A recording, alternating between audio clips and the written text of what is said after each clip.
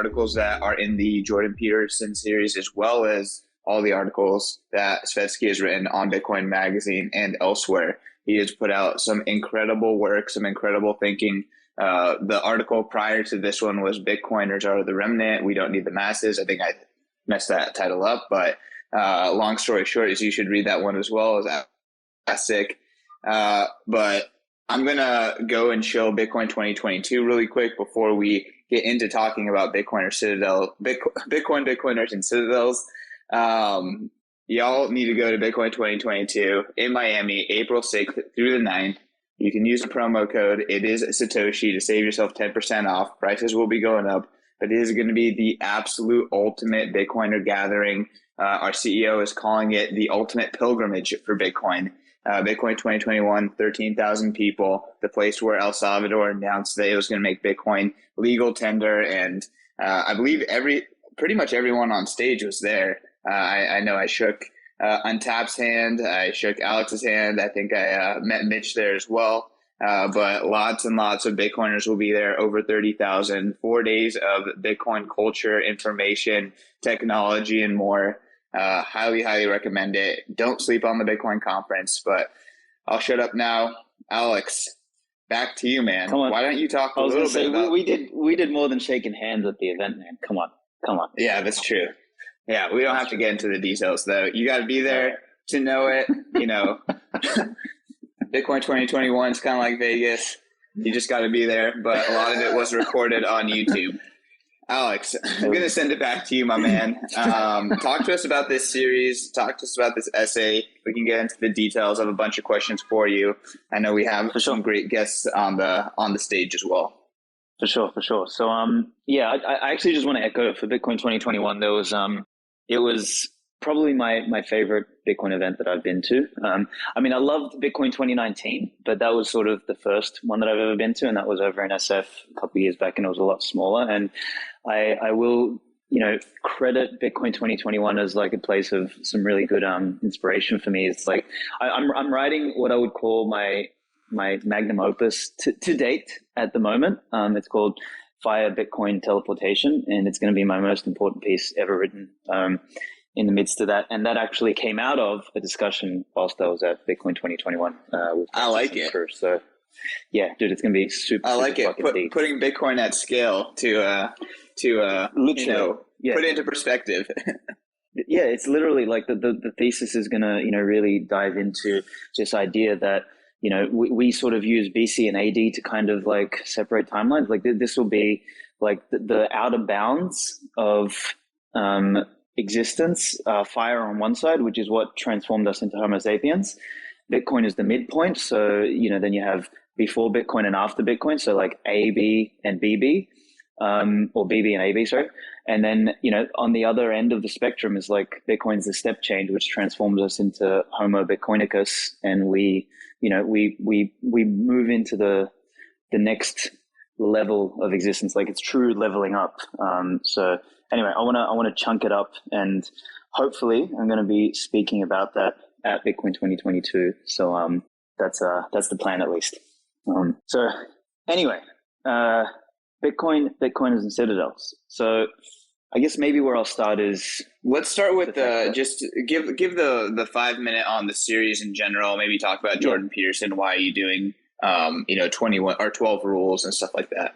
For sure. So many people listening here probably has come across, or if not just come across, they're probably quite aligned with, or quote unquote fans of Jordan Peterson's work. I came across his work years and years and years ago. I read Maps of Meaning when I was sort of in my mid-20s. And I guess, being a sort of young 20-year-old, I didn't really, appreciate it as much. But I've always sort of been a student of all sorts of psychologies. And I've always said, my 3 or 4 favorite people who are thinkers in that realm are Alfred Adler, Jordan Peterson, Tony Robbins, and Viktor Frankl. In fact, I'm looking at Man's Search for Meaning now, a little book I carried around with me all the time.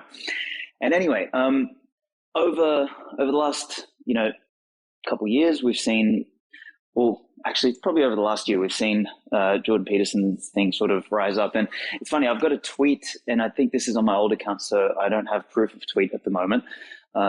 It was on my old account before it got nuked, but I did some predictions for 2021. I said, this year we'll see some big names get involved in Bitcoin. I predict Jordan Peterson. I think I said Elon Musk and Tony Robbins. So we sort of had two of those. Let's see. I'm pretty sure Robbins is in there as well. So probably all three have come through. But I can guarantee you Robbins has been in longer than and before your both prediction. Of them. Yeah. Both of them. Exactly. But I think from a more public standpoint, perhaps not. So anyway, I wanted to then, earlier this year, I decided, look, I'm going to write about Bitcoin through the lens of Peterson's more digestible work, because Maps of Meaning is really, really heavy, and most people haven't read it. Most people are not even familiar with it. He wrote that, I think it was almost 20 years ago now.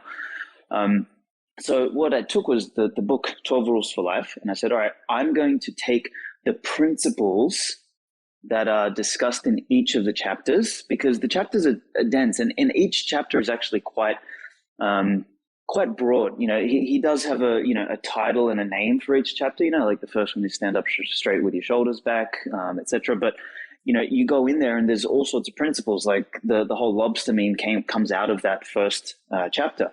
So what I've been doing is I've been distilling the essence of each of the chapters and talking about Bitcoin through the lens of those lessons and those ideas and those concepts. And for example, the first one I did is called Bitcoin, Territory, and Hierarchy. And I dig into how Bitcoin actually makes proper functional hierarchies of competence possible. And fiat actually turns us into a world in which we have hierarchies of incompetence, or what I call fiat hierarchies, in which they're top heavy. Everything's a fucking disaster. There's no competence involved in order to get to the top. It's about rigging the game, et cetera, et cetera. And it's a lot deeper than that. There's all sorts of things. But that's sort of where it started. Wrote that one earlier this year. My plan was to get one out a month, but I have too many other things to do with business and all sorts of other shit. But yeah, it was around that time that, CK reached out. So then I started moving, the blog over to Bitcoin Magazine. And then the second piece I did was Bitcoin Chaos and Order. And that was also a really deep piece where I went into the philosophy around the study of matter versus the study of what matters, which is, basically science and philosophy, and how the pendulum has completely swung to the study of matter, where we as a species have attempted to define everything we see, touch, and interact with around us through an empirical lens, where nothing actually has meaning, and we're not interested in why it matters. We're only interested in some sort of empirical model that we can measure the world through. And that's where you sort of get the rise of Keynesian economics. You get the rise of all these stupid epidemiologists thinking that, we're all sort of built the same, and that, if you build a spreadsheet of, a viral coefficient, everyone's going to be dead in 6 weeks kind of thing, right? So it goes into that. It goes into the deeper nuances around the meaning of what is chaos, what is order, how do they work together, and how Bitcoin not only enables an interplay between chaos and order, but it lives right at the nexus of both, which is also, funnily enough, where life actually lives. Life doesn't live purely in the realm of chaos or purely in the realm of order. It lives at the nexus of both. So that was that piece. And then the one here that we're going to be discussing today is Bitcoin, Bitcoiners, and Citadels. And the basis of this one was, I'm just double checking what the rule for Jordan was called. So it's called Make Friends with People Who Want the Best for You. And I started writing this, it's been almost like 4 or 5 months now. And when I read that title, I was like, hey, make friends with people who want the best for you. What the hell does that remind us all of? Bitcoiners, of course. It's like, what group of people on the planet actually give a fuck about the world and give a fuck about, making things better, fixing the money to fix the world than Bitcoiners? Like, who is more optimistic in the world than Bitcoin is today. Like everyone else that you can compare it with, whether it's the libertarians or the fucking nihilists or the salty socialists or the fucking retard democracy maximalists, like all of these people have either no solution, they're complete nihilists, they've given up, they're cynical, they don't care anymore, or they're trying to play the game so that they can get mined, and like just win as much as they can, like the Silicon Valley soys and the shitcoiners and everything. So it's like, who are the people who want the best for you? And that's what inspired the title of this piece, which is Bitcoin, Bitcoiners, and Citadels. And yeah, it's been quite a while in the making, this piece. It actually, while I was about 70% through writing it, I was writing a section in there called Bitcoiners are the Remnant. But as I started getting into that, I'm like, fuck, this is going to end up being way, way, way too long. And I realized that there's an entire piece in Bitcoiners of the Remnant. So I was like, I'm glad you broke it out. Spinning out another piece. I'm glad you broke it out because y'all, Bitcoiners are I guess we don't need mass adoption. Bitcoiners are the Remnant is one of my favorite pieces. And I would say it's strongly influenced how I look at my job, how I look at Bitcoin Magazine. Like, Alex, kudos. And I know that, that writing is off of, a recommendation from Francis and a great older essay and stuff like that. But really, really great work and highly recommend everyone check that out and read it. It's a relatively quick read. And I believe that Guy Swan is going to be doing an Audible version of that shortly too. So make sure to check it out. Absolutely, man. So thank you. So yeah, that's I then got around to just getting this piece finished and publishing it. So I mean, I don't know how many people in the room have read it, but I guess we could go through a question answer component of it. CK, I don't know if you've had a chance to fully read it or not, but we can kind of go through the sections and I can dig into what I think are the highlights and the important pieces for this. Yeah, no, I think we can go through the sections. I would also love to after kind of hitting on one, letting Untapped or Rob or some of these guys on stage react as well. So I mean, I don't know if you have it in front of you. You want me to kind of guide that, but why don't we? Yeah, let's go for it. I've got it in front of me, so I can sort of. Can I chime in something real quick, Svetski? Yeah, go for it, man.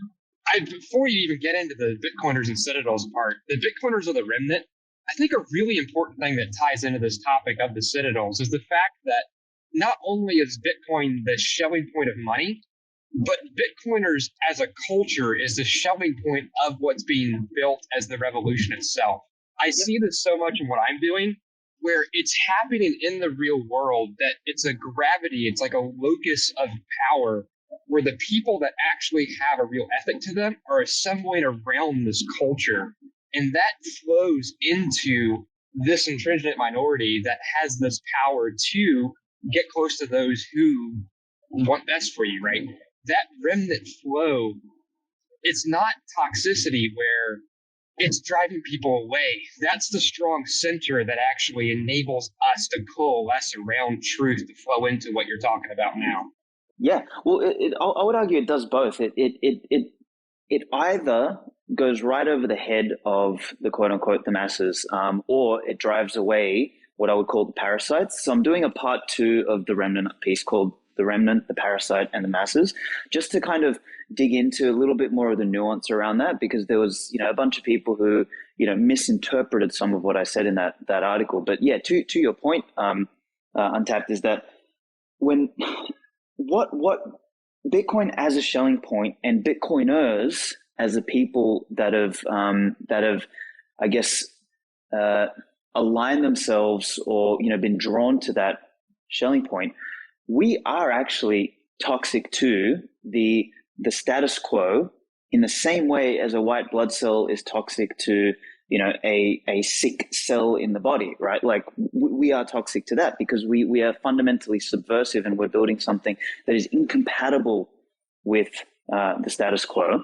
But we are also simultaneously a magnet, like you said, a Schelling point for others. And this is the point of that Remnant piece that I did. And the message of Albert Nock's essay from the 30s was that to be a prophet of the Remnant means that when you speak, you might, if 100 people listen, one if 100 people hear it, only one person might listen. But it's that one person who listens that matters. And that's the kind of person that you want to attract. The other 99, who gives a fuck? Doesn't matter. And, again, CK sort of mentioned that kind of shaping, that kind of worldview is really important for us, because this age of Bitcoin, this period that we're in now, and we're probably in for the next 10 years, is going to be the most significant transformation of the social structure of the world that has ever fucking happened. And I don't say that lightly. And that's the kind of people you want along your side. And we used the analogy of the 300 during the last conversation, which is, you don't want the Acadians who are like, one's a farmer and one's a fucking, blacksmith and this and that. You want the fucking soldiers alongside you, because this is, make no mistake about it, this will be a battle for the next 10 years. And if we win and survive on the other end, the masses, the rest of the people just will end up on Bitcoin by default. If we don't, the rest of the people will just end up on fucking WorldCoin by default, right? Or fucking Panopticon or whatever else, other horse shit, biometric fucking facial recognition version of a coin. Speaking of Silicon Valley not caring about you. Yeah, I know, right? Like literally, they're like, "Oh, hey, hello, we've got a WorldCoin for you," and it's like, come and facial recognize yourself if you want to be able to. Like, it's. I mean, talk about hubris, right? Like, Jesus Christ. So, Joel, what do you want? You want to jump in here? Yeah, so Svetski, this is a scripture verse that I really like that's kind of about this. It talks about the train of the victory parade smells to some like life and to others death. And that's kind of what we are as the remnant. We're leaning forward towards the new world and the emergence of truth and justice again. And to some it smells like life because it's hope, and to others it feels like death because it's justice. And like I saw this even yesterday with the guy you set me up with, where there's another prophecy in scripture about the smoldering wick he won't put out. And it's this idea of those who hope has gotten thin. And these are people who value truth, they value integrity, they value goodness, and they've gotten so fed up with the brokenness of the system. Like the guy you set me up with, Svetski, he doesn't even want to come back to the U.S. He wants to hide out in a third world country, because by being here, it's like he feels like it grinds against his soul because it's so evil what he knows is happening. Right? Mm-hmm. It's like, how can you be here and not be at war with it? And this emergent remnant, it's divisive for that reason, but it's beautiful because those people who are the good people, they're flocking to us. And I'm seeing it with what I'm building so strongly. Mm-hmm. And it's even the ones who have lost hope. It's those that are kind of got a little fragileness to them because they held on to goodness for so long and never saw it manifest. Mm-hmm. It's like, it has a compassion to it. It's not toxicity is stubbornness. It's love is realness, but it's divisive because that love burns with truth. Very nicely put. That was beautiful. Yeah. Hey, I wanna get into the article, Joel, but thank you for adding for adding all of that. And I think the victory parade, prophecy analogy is a very, very good one. So thank you. Aleks, let's get into the first part, and again, kind of talking about like you want to surround yourselves by people who want the best for you. And again, I would say that, I've never been around a more productive, passionate, incredibly optimistic group of people than Bitcoiners. And that's kind of the foundation of Bitcoin Magazine and BTC Inc. is hiring Bitcoiners and kind of building from there. Yeah. So, I mean, I'll open it with the little phrase that I've got in here is, it says Bitcoiners to your point, Bitcoiners are the only crowd I have found whose primary interest is not getting rich, but fixing the money so we can fix the world. And when behaving in a manner that some might call toxic, are merely just being intolerant towards skewing the core idea away from the message, and doing so from a place of deep insight and caring, which I think literally just echoes what Untapped said and what you're sort of reinforcing there, CK. And like when people look at the article, they'll see, the meme in there with the soldier who's like, getting knives and daggers and grenades sort of thrown in the back of him, covering the newbie in the space. Like, the other piece is like, I say Bitcoiners truly want the best for others in the world and are not willing to compromise on what it will take to get there.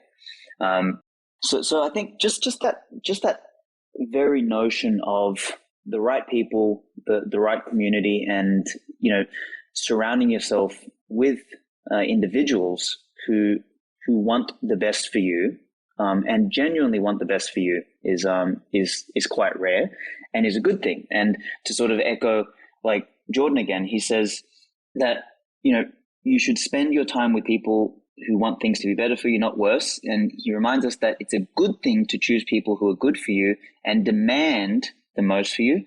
But it's not easy, because the tendency is to choose those who accept your faults, which may not actually be so good for you. And this actually relates to his previous rule, which I wrote about, Bitcoin chaos and order, is like, a true friend, and this is sort of, I've banged on about this in different ways over the years, but it's like a true friend is someone who will genuinely be happy for you when something good happens for you, but also a true friend is the one who will call you out on your fucking bullshit when you are not living up or behaving by your standards, right? The fake friend is the one who will just say, yeah, it's okay, I accept you, kumbaya, we're friends and everything, when you are being the worst version of yourself. And that is not the fucking definition of a friend. A friend is someone who has the courage to call you out when you are being a dick. And that sort of bleeds into this next piece here, which is entitled Friends. And there's a quote here from Tony Robbins, which is, pick your friends carefully, because who you spend time with is who you become. And again, like, who do we want to spend time with? Jordan, in this chapter, he kind of talks about how in his early days as a teenager, he was in, Alberta, and everything was sort of cold, withdrawn, nihilistic, and, and doing anything was seen as uncool. And he describes how his friends were that. And, he wanted to escape from that to do something with his life. And I just find such a strong analogy between that period of what he's describing as, what he's describing there is, not true friends. It's just, there's this community of sort of effectively deadbeats.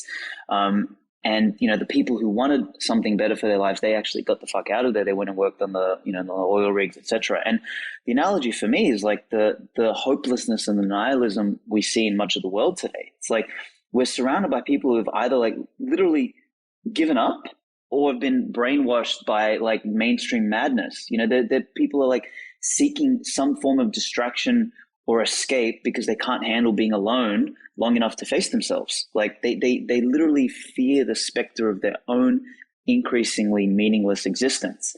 And I remember, I think it was Bobby Shell or something on Twitter. He did a post saying, why is depression so prevalent today?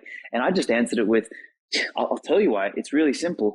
Is depression is merely the body's signaling mechanism to tell you you are not performing or doing or behaving or acting in a way that is in alignment with something that you find meaningful.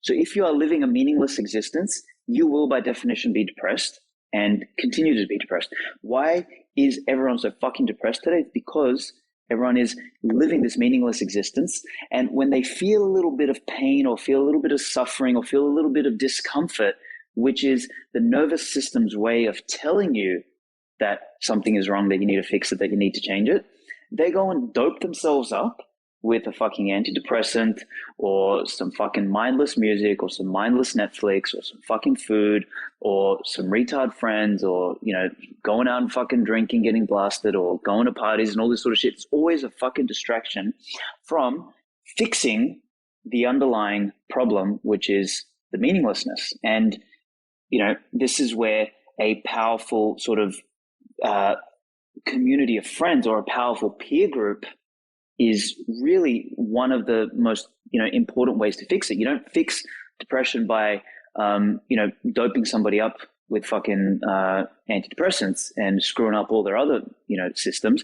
You help it by adjusting the environment and putting them around people who want better for themselves and for others. And that's sort of where we bleed then into community, which is the next subsection. So I don't know if you've got any comments there. I guess this kind of relates to community, but like I feel like there are very much connections between like let's just call it what Jordan Peterson is talking about, what Bitcoin and the Bitcoin community have kind of emerged into, and then what a lot of religious groups and communities kind of provide for the people who, subscribe to those communities. So I feel like, obviously we're in a world where those religious communities are big time in the decline. I don't know if that's a good thing or a bad thing. I don't necessarily have a certain strong affiliation, but we're also seeing that kind of coalesce with like people not having a purpose, people not having that strong group to kind of lean on, whatever. So I feel like there's definitely some, some adjacencies there. I see Untapped is raising his hand. I'm curious if that sparked an idea in his mind. You guys gonna have me keep quoting scripture verses today, man. So there's a verse that says in Proverbs, "Guard your heart above all else, for from it flows your life spring," like it's your source of life. A lot of religious people quote that as a reason to never do anything wrong, and it's like all about like being really careful not to give your heart away. But like, I think that's all totally wrong. It's meant to say what Svetski's talking about here is when you lose purpose, when you lose connection to your heart, you lose the essence of your creativity and your impetus for life that enables you to go out and actually change things and build and rule and steward. It's like Bitcoiners are the only ones who have done the due diligence to not trust but verify, to have real hopes, right? Like another verse in the New Testament is like, don't place your hopes in things that can be corrupted, down like in things low, but place it above. Because where your treasure is, there your heart will be also. It's this idea that what you treasure is what you place your hopes in. So don't place them in things that are corruptible, where like thief and rust and moth can destroy. And Bitcoiners have stepped back to really go all the way to the very bare bones of first principles of like, we're all trusting this external world of fiat and all these things we depend upon. And this whole fucking thing's a black swan. It's like, where do we actually want to build our foundations of our life? What do we actually want to place our hopes in and trust in? And this whole culture of verification is pursuing truth of, I want to trust, I want to found my heart and my life on a purpose and on things that are real. It's such a beautiful return to integration of being again, which is why I think Bitcoin is awakening Renaissance men and women the way that it is. It really is. It really is. I've read little bits and pieces of the Bible maybe when I was a kid, but for me, this is sort of, I guess when I hear things like that, it reminds me that wisdom and principles are timeless. Things like fads are like, new opinions that people have on a fucking day-to-day basis, and they change all the time. It's like, tactics are meaningless, but principles are things that are timeless and that emerge over time and that we see consistency around it. So it's like, you've got these same kind of principles that were found back when those verses were written, and here we are discussing the same thing thousands of years later, and nothing's changed. This is a way to behave and a way to act that is consistent with natural order, basically, and that ties into Austrian economics and ties into all sorts of stuff, but it really ties into the heart of what Bitcoin actually means and represents. So I love it.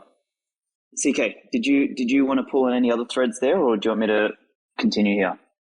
I was busy showing the spaces, but I'm curious if Rob, Mitch, or Alex want to jump in at all. If not, we can go into the next section.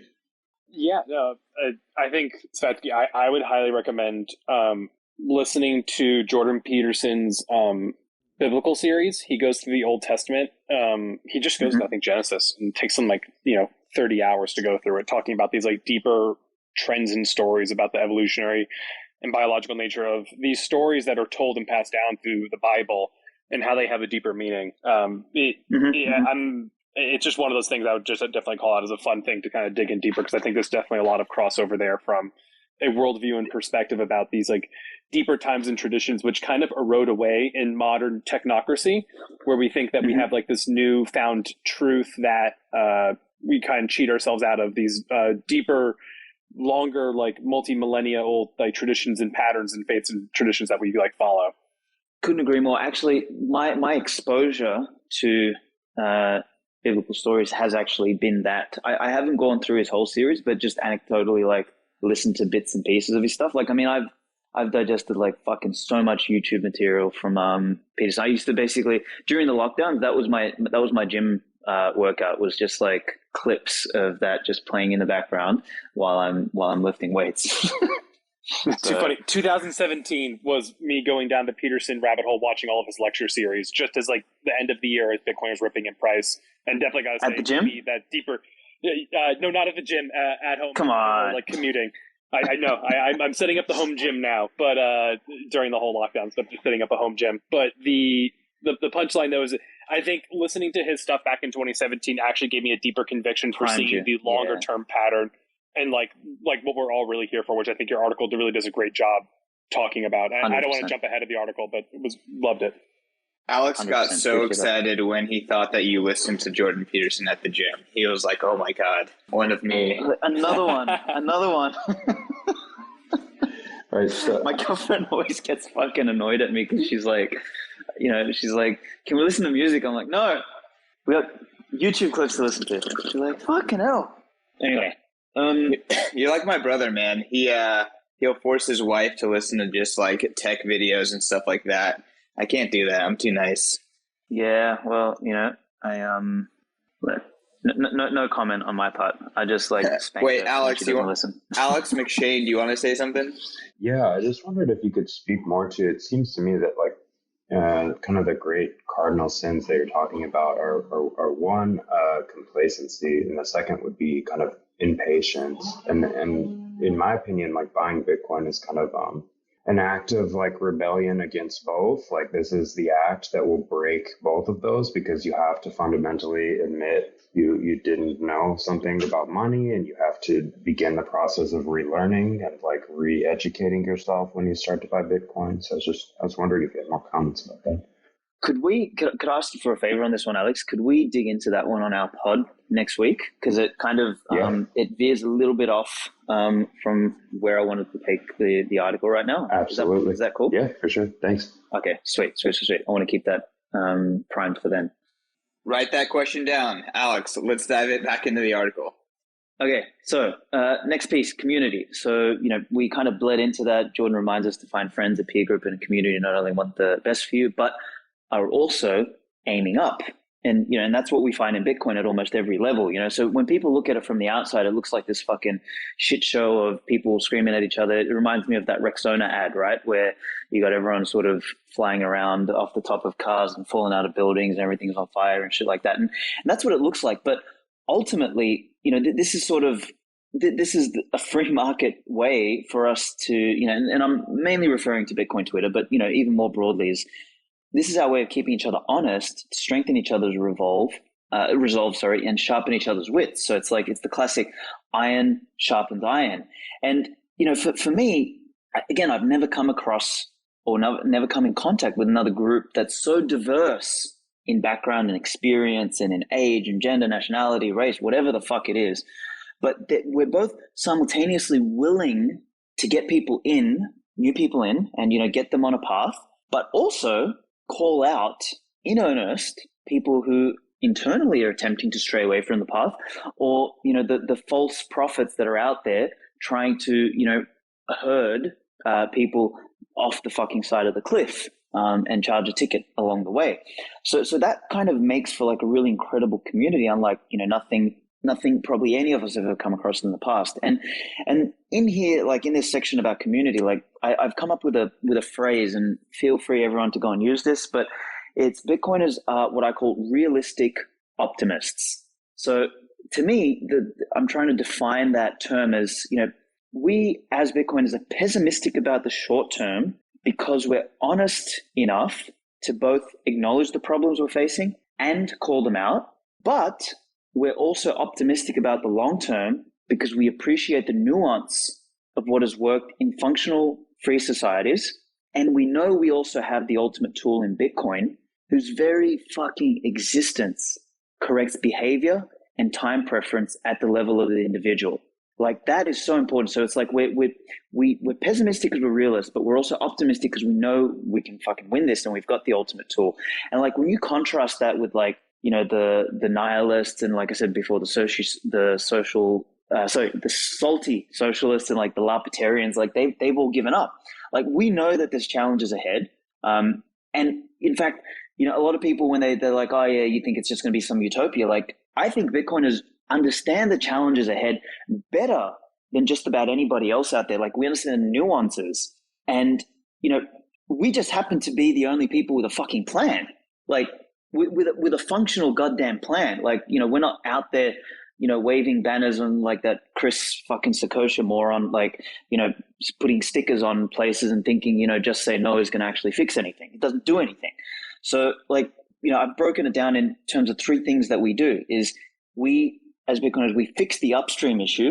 In other words, how human action, natural resources, time and energy are measured. So we fix the money. We also build tools to ensure that everyone can participate, so that the most powerful tool, which is money, is unable to ever again be commandeered by anyone. And simultaneously, what you have is you have this kind of this shelling point for individuals who have a devotion to the pursuit of truth from first principles across all of the dimensions that matter. Like, so those three things are what we do simultaneously. And I make a point in here that being a realistic optimist is a very fine line. It really genuinely requires a depth of character and an ability to grasp nuance like few others can.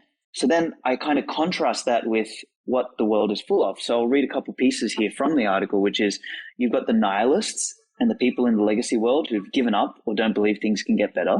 You've got the ignorant sheeple, you know, which is the masses, and they're willing to submit to the status quo and literally turn a blind eye to a constantly diminishing quality of life and a simultaneously increasing level of centralized tyranny in the world. Like, you know, they see WorldCoin and they're like, okay, fine. You know, we're also dealing on the other end with like scammers who want to use narratives such as, oh, decentralization and buzzwords like fucking blockchain and crypto to basically confuse people and swindle them out of their money.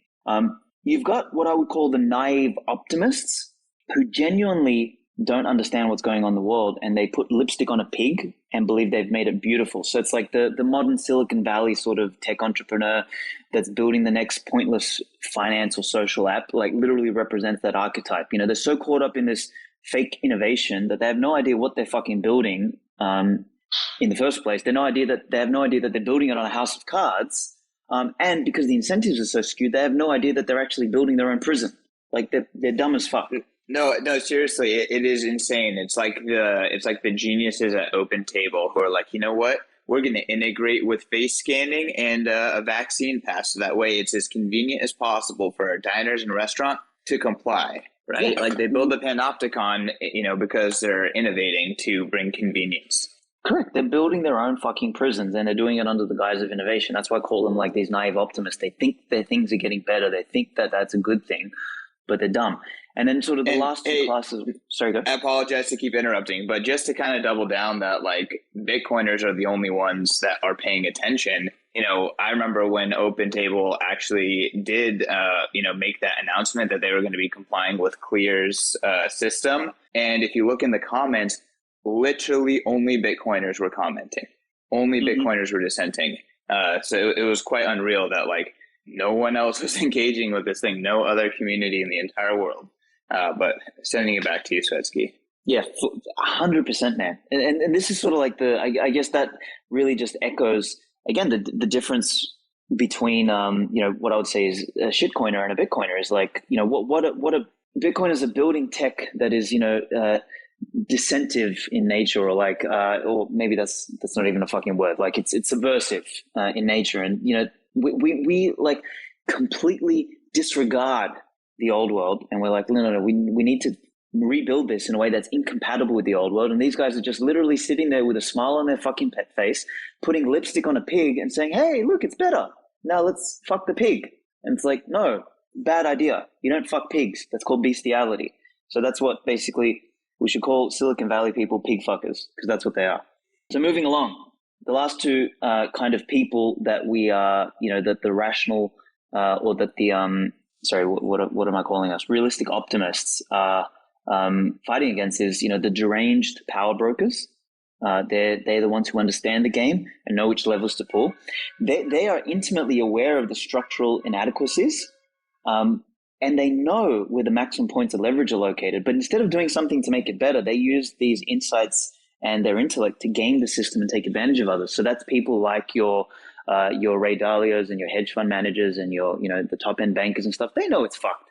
They're like, yeah, the world's fucked, but I'm just going to take advantage of it because I know the game. I know, like Keith McCulloch. I know my, four cycles and my quad pour and all that sort of shit. That's those people. So we're dealing with those fucking idiots.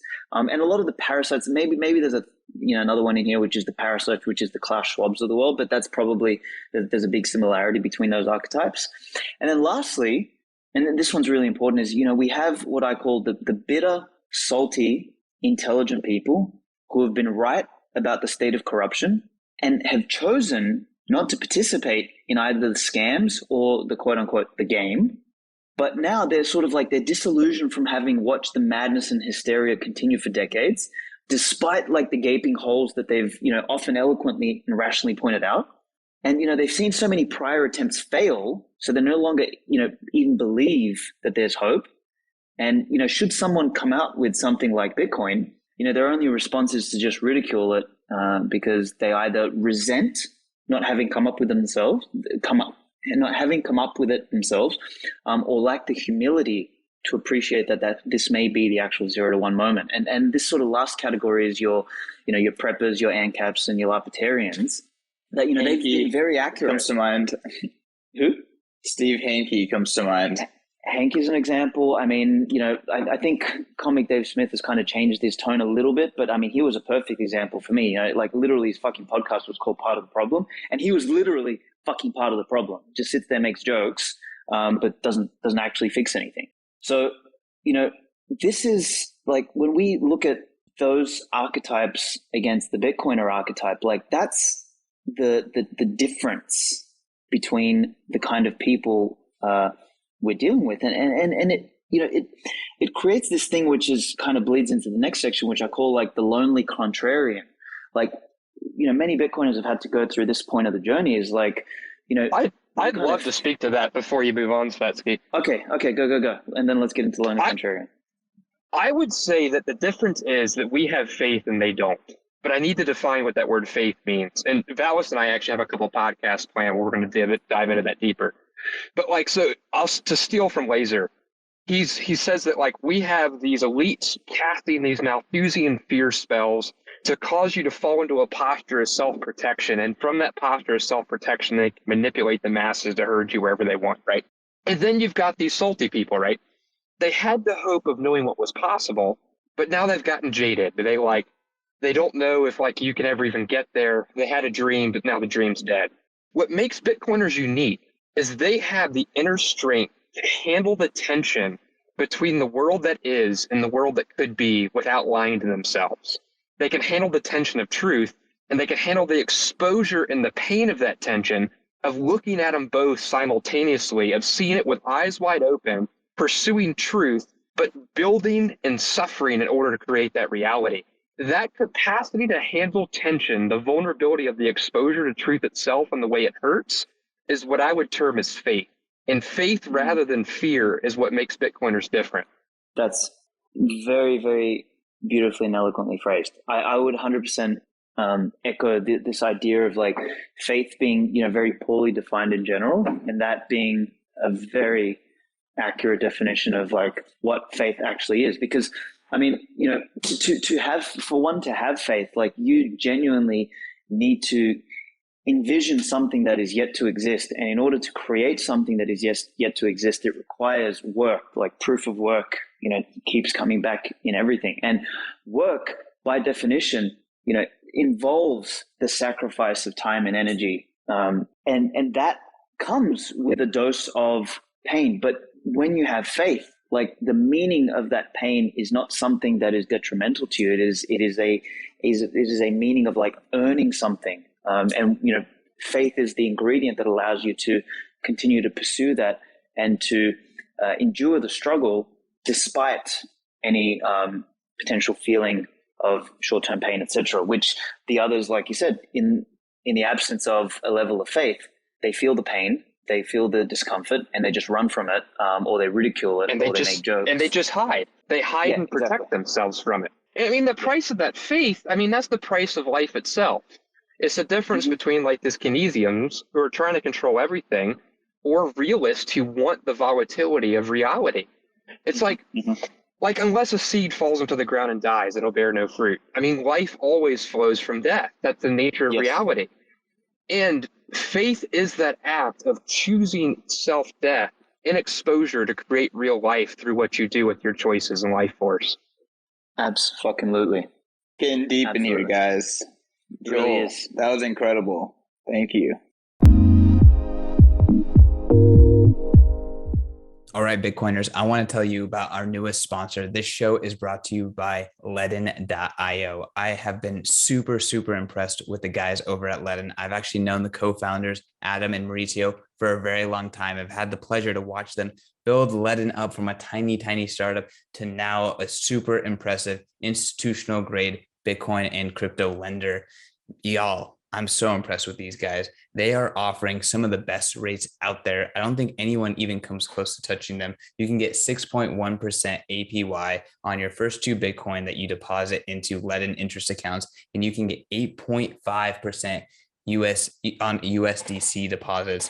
I mean, I know all the competitors. They're not even close. If you're going to put your crypto and your Bitcoin into an interest account, Ledn is by far the best. And on top of that, like I said, these guys are hardcore Bitcoiners and they know the products and the services that Bitcoiners want and appreciate. They come up with B2X. It allows you to put your Bitcoin in, they leverage it up, and you can, with one click of the mouse, get twice the exposure to Bitcoin. So if you're super bullish, Ledn has you covered with a super, super easy way to get leverage with B2X. And then on top of that, they know that Bitcoiners care about your reserves. They know that Bitcoiners don't like under reserved and not full reserved financial institutions. So they are pushing the frontier in transparency in the digital asset lending space. And they are the first digital asset lender to do a full proof of reserves and proof of attestation through a Mariano LLC, a public accounting firm. So the Ledn guys, they know what Bitcoiners like. They are legit. I encourage you guys to check them out. Do your own research and go to Ledn.io. That is LEDN.io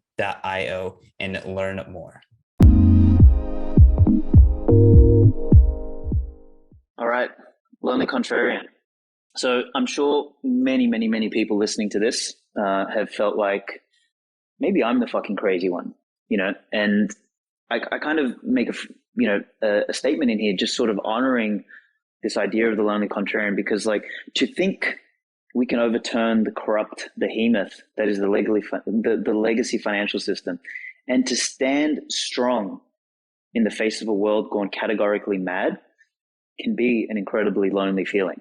Like, and that's just the excerpt from what I've written here. It's like, but the ability to do that, like, this is where heroes are made. A contrarian is by definition a minority and resides where few others have the insight or the courage to do. And for me, like, this generation's Bitcoiner, the archetype of this generation's Bitcoiner is the contrarian. And I'm just going to read a piece here which says, the blood of the warrior flows through his and her veins. They're the individuals who are willing to be lonely, who are willing to be ridiculed, laughed at, and disparaged, but still remain strong, steady, and convicted. This is what is required to transform the world from the bottom up. Future generations will use Bitcoin because it's the obvious thing to use, much like they use a cell phone or the internet today. In fact, the more time that passes, the more they're using Bitcoin will be like breathing air. The future Bitcoiner archetype, the future contrarian archetype, will be fighting other battles and contending with other beasts and striving to accomplish different feats. It's our job to make sure humanity survives beyond the event horizon that sits ahead. And like, that's why this sort of period of Bitcoin kind of loops back into what we said earlier. And actually, in a way, Untapped just kind of fucking read my mind and paraphrased this lonely contrarian piece with his definition of faith just then, which just sort of shows again how we're on the same fucking page here, is that, the ability to be lonely, to be ridiculed, to be laughed at and disparaged whilst remaining strong, steady, and convicted is the definition of faith, as per what Untapped just mentioned. So that kind of lonely contrarian piece is just, it may feel lonely, but that is the price of, the price of being convicted to truth and being a remnant. And along the path, we'll find other quote unquote lonely contrarian pilgrims on the way. And that's kind of, for me, it's just really, really important. And I think everyone will have experienced that, the lonely contrarian piece, particularly in the last 18 months. I mean, for fuck's sake, some days I wake up, I'm like, the world cannot have got any dumber. And I open Twitter and I'm like, I've been proven wrong again. Like, literally. Sir, just reset your expectations. It's going to get dumber and it's not going to stop. I know, right? All right. So otherwise you're lying to yourself. Untapped. Back to you, man. So Svetsky, this introduces another circularity that I find beautiful. Is it inevitable, or do we make it inevitable because we believe in it? It's like another scripture. You guys are going to have me quoting these this entire call, I guess. Faith is the substance of things hoped for, the evidence of things unseen. So it's like, do we believe in Bitcoin because it's just going to happen? We know it and it's inevitable? Or is our faith and belief in it the substance of what's going to create it and pull it into reality itself, manifesting it out of the ethos, right? I don't think anyone can answer that. I think, it's that they are one and the same. And they are sort of like two ends of the stick, right? Like, so is it the top end of the stick? Is it the bottom end of the stick? Which side is actually the bottom of the bottom or the top end of the stick? I don't know, but I think it is fundamentally both. That would be my way to interpret that. Yeah. Just the observation of like these different classes of people, right? A lot of my earlier Bitcoin journey back in like 2014 through like maybe 2017, before I really started getting more active on Twitter and more directly engaging with Bitcoin as a community, as opposed to trying to orange pill my existing group of friends, you find this interesting development. And as a small peek forward into your comment about casting pearls at swine from Peterson, which when I learned that in 2017 was such a revelatory concept for me, this idea of ultimately this self-selecting community brings their whole energy, like in a certain spiritual sense, their soul, to be kind of like forged among the group of everyone else as we all go through our individual journeys. And I think it's such an interesting lens if you have these different cohorts of people who are ultimately just going to be energy draining, not productive uses of time. And you find this refuge within this Bitcoin remnant. And I just think this interesting view of the idea that there's all these different people, even the ones who are kind of contrarians and know that things are wrong, but they don't choose to put their whole life and energy forward into a means of being able to challenge themselves and grow, right? Those would be those libertarians, like so many of the ANCAPs, like people that just are preppers, people that see a problem but don't want to do anything about it. And I thought it was a really interesting way of seeing like Bitcoin as this purifying force as a community, and that it brings out the best in all of us, and that it's part of this process, which I think goes into the toxicity, but I don't want to steal too much of your thunder though. No, dude, perfectly, framed. Like it is a, like this is why when people try and like, say like, oh, are you a conservative or a Democrat or, you're a libertarian? It's like these days, like the best definition I can find is like, I'm a Bitcoiner, because like ANCAP and libertarian would have been like how I may have classified myself like, a year or two ago, or perhaps longer before that. But it's like, it doesn't suffice anymore, because most of those guys, like you said, they've just sort of, they've given up. Like this is a different realm of being. So it's very special. CK, anyone else move into? Anyone else want to jump in, or if not, let's just keep crushing it. All right, that sounds like people want you to continue. Alrighty, so the next major section of this is like sort of Bitcoiners versus shitcoiners, and this has sort of been banged on, for a while, right? But I kind of, in here, there's a couple parts that I want to kind of pull up in here, is this idea that the Bitcoiners are the community that wants the best for you, whilst primarily and fundamentally focused on becoming the best version of themselves. Okay, and that's a really important thing, is like, I want the best for all of you guys, but I'm not doing it in some fake altruistic horseshit version of like sacrificing myself in the process. Like, I'm also trying to make myself the best version of myself. And so the next little paragraph here says, there exists a form of altruistic selfishness. So, and I'll say that again, altruistic selfishness, not selflessness, altruistic selfishness, because they are striving to grow as individuals and become better at their own expense, not at your expense. So when you look at that against sort of like what shitcoiners do, is like the retards in Ethereum who are trying to sell you ultrasound money out of thin air, who can change the rules that are women, kind of enrich themselves via pre-mines and sell you a new narrative every couple of months just to keep you buying it. They're enriching themselves at your expense, not at their own. Like I've got a quote in here, which is Bitcoiners have nothing to sell you but your own freedom and sovereignty. And everyone can go ahead and use that if they want to, but it's like, that's what we're here to sell people. I'm not here to sell you. Like when I actually go and tell people to acquire Bitcoin, I'm actually doing myself a disservice because there's a fucking limited amount. And when everyone is going and acquiring Bitcoin, what's actually happening is it's, if it's making any marginal increase on the price, it is making my cost of freedom and long-term sovereignty higher.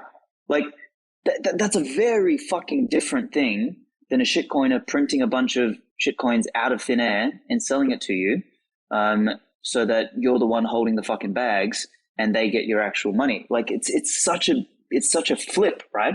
And this piece actually came to me when I was after Bitcoin 2021. I got interviewed by some Bloomberg guy, who was like, I liked your toxic panel, and you seem to have like a very interesting viewpoint on, what it means to be a Bitcoiner. And this is like, I used this kind of framing for him in one of the questions he asked me about, like, oh yeah, people say that, the only reason Bitcoin is kind of, or people in this space shill Bitcoin as an idea is because they're getting rich. And I'm like, well, no, it doesn't actually make sense, because I said, number one is any new person who does, sort of buy some Bitcoin is actually inconsequential, to be honest. Like it doesn't really affect me.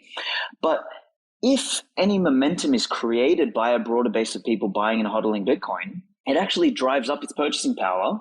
And for the true Bitcoiner who's never going to go back into fiat anyway, who is still attempting, like Gigi put a tweet out the other day saying, how well somebody understands Bitcoin, if they, know that they never have enough, it means it requires more hours and more work each year for me to accumulate a single fucking Bitcoin. And like that for me is like, few really, really understand that. And that nuance is so different. Like I've got a piece in here is like, shitcoiners, much like the existing bankrupt monetary system, seek to enrich themselves at the expense of another. When some group of nerds backed by Silicon Valley VCs issues their own currency under the banner of decentralization or the good of everyone. It's funny reading this now after yesterday's launch of WorldCoin or whatever. Under the banner of decentralization or for the good of everyone, they are enriching themselves at your expense. You are funding their lifestyle and they thank you from it. And what's funny is like, the frauds like your Charles Hoskinsons and your Buterins and your Dan Larimers and all this stuff, they're all cut from the same cloth and they all fucking hate each other because their respective Ponzi schemes are like in direct competition with each other. So they're always at war, right?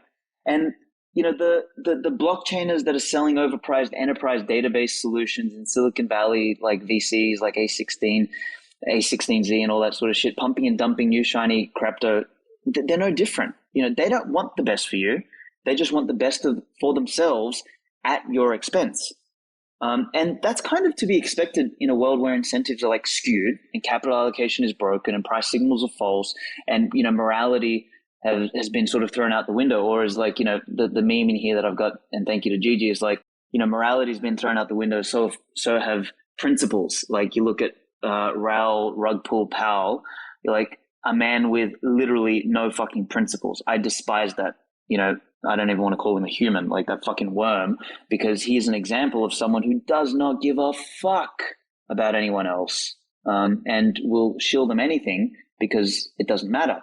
So that's kind of like, I've tried to also in this thing sort of in the vein of the rule and chapter 3 and, finding people who care most about you, like separate the modus operandi, I guess, of a Bitcoiner versus a shitcoiner. So I think that's a piece. Then that kind of bleeds a little bit into toxicity, which I can dive into unless anyone has any comments at this point.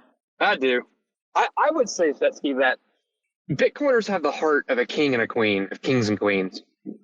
Because I mean, like if you step back, like ultimate glory is not just celebrating itself, but the process of celebrating the revelation of your truth that you've discovered to be real, but also the revelation of somebody else discovering that truth as well. And then the celebration of the revelation of that truth together.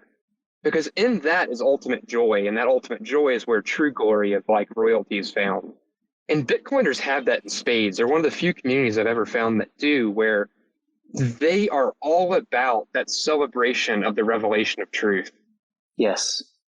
Very briefly, just I'm sorry. No, go on. Just one interesting thought, just talking about like, you know, your Hodgkinsons and your Vitaliks. I think it's more than just them as the protocol, like the merchants, right? You get all of the cheap money coming from Silicon Valley and venture capital that tries to crowd into those cap tables as well. And it's funny because basically just with gaps in just like how the current regulatory system works, all of these new coins that launch, like Solana, like when I was talking with Mark Cuban in that Twitter Spaces like a week ago, he was talking about like all of these different protocols and the potential of all of them.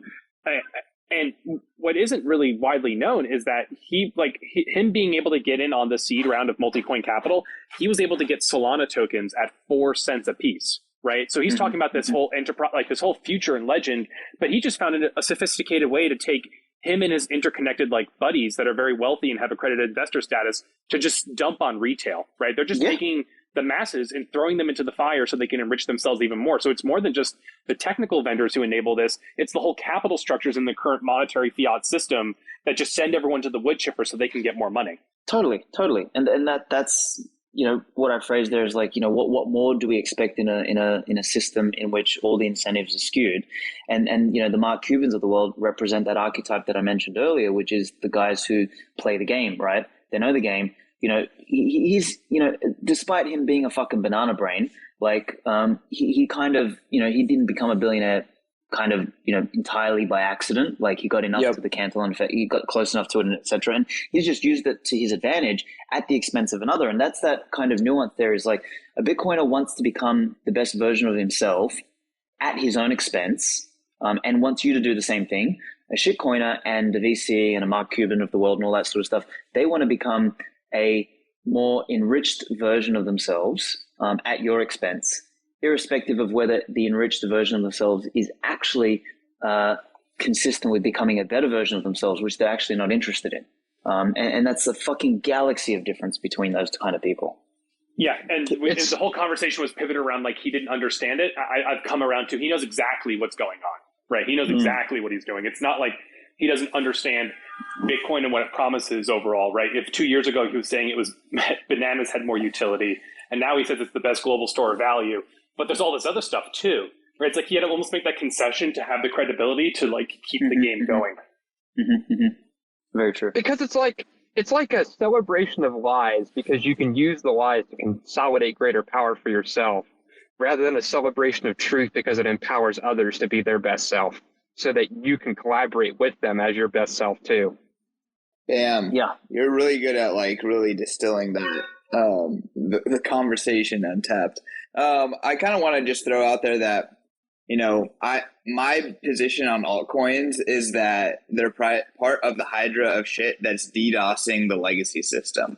And I would say that one of the benefits of altcoins is that it is extremely exposed venture capital and how corrupt it is, where it's, you know, it kind of like creates this walled garden for rich people to stay rich and pretty much pre-mine these companies and then dump it on retail through equity markets. And that's just, you know, it wasn't as apparent as it is when you kind of compare it to Bitcoin and these VCs popping up these tokens attempting to be some sort of money. Right. And they're using their same kind of practices. It really exposes how corrupt the entire system was to begin with. Indeed. Looking at time, I'm gonna punch another couple little sections here so that we can get into the final section of Citadel. So just really quickly, Bitcoin toxicity is the next section, and I break it down in within the frame of like the golden rule and the silver rule. So like, you know, toxicity is like become a term that obviously just gets thrown around. We've spoken about this. People wrote articles. We had this whole fucking schmozzle over the last couple of weeks with Dumbass Udi and everything like that. Like the people who throw around the word toxicity are the ones who generally are being subjected to the toxicity for some reason, right? So and that should tell you enough about why some people call it toxic. But what I want to sort of explore here is like what I call a couple of the tenets of toxicity. So the golden rule is like do unto others as you'd like them to do unto you, and do unto you. But it's a very misunderstood concept, because it has nothing to do with being nice, but everything to do with having the courage to say and do what's right.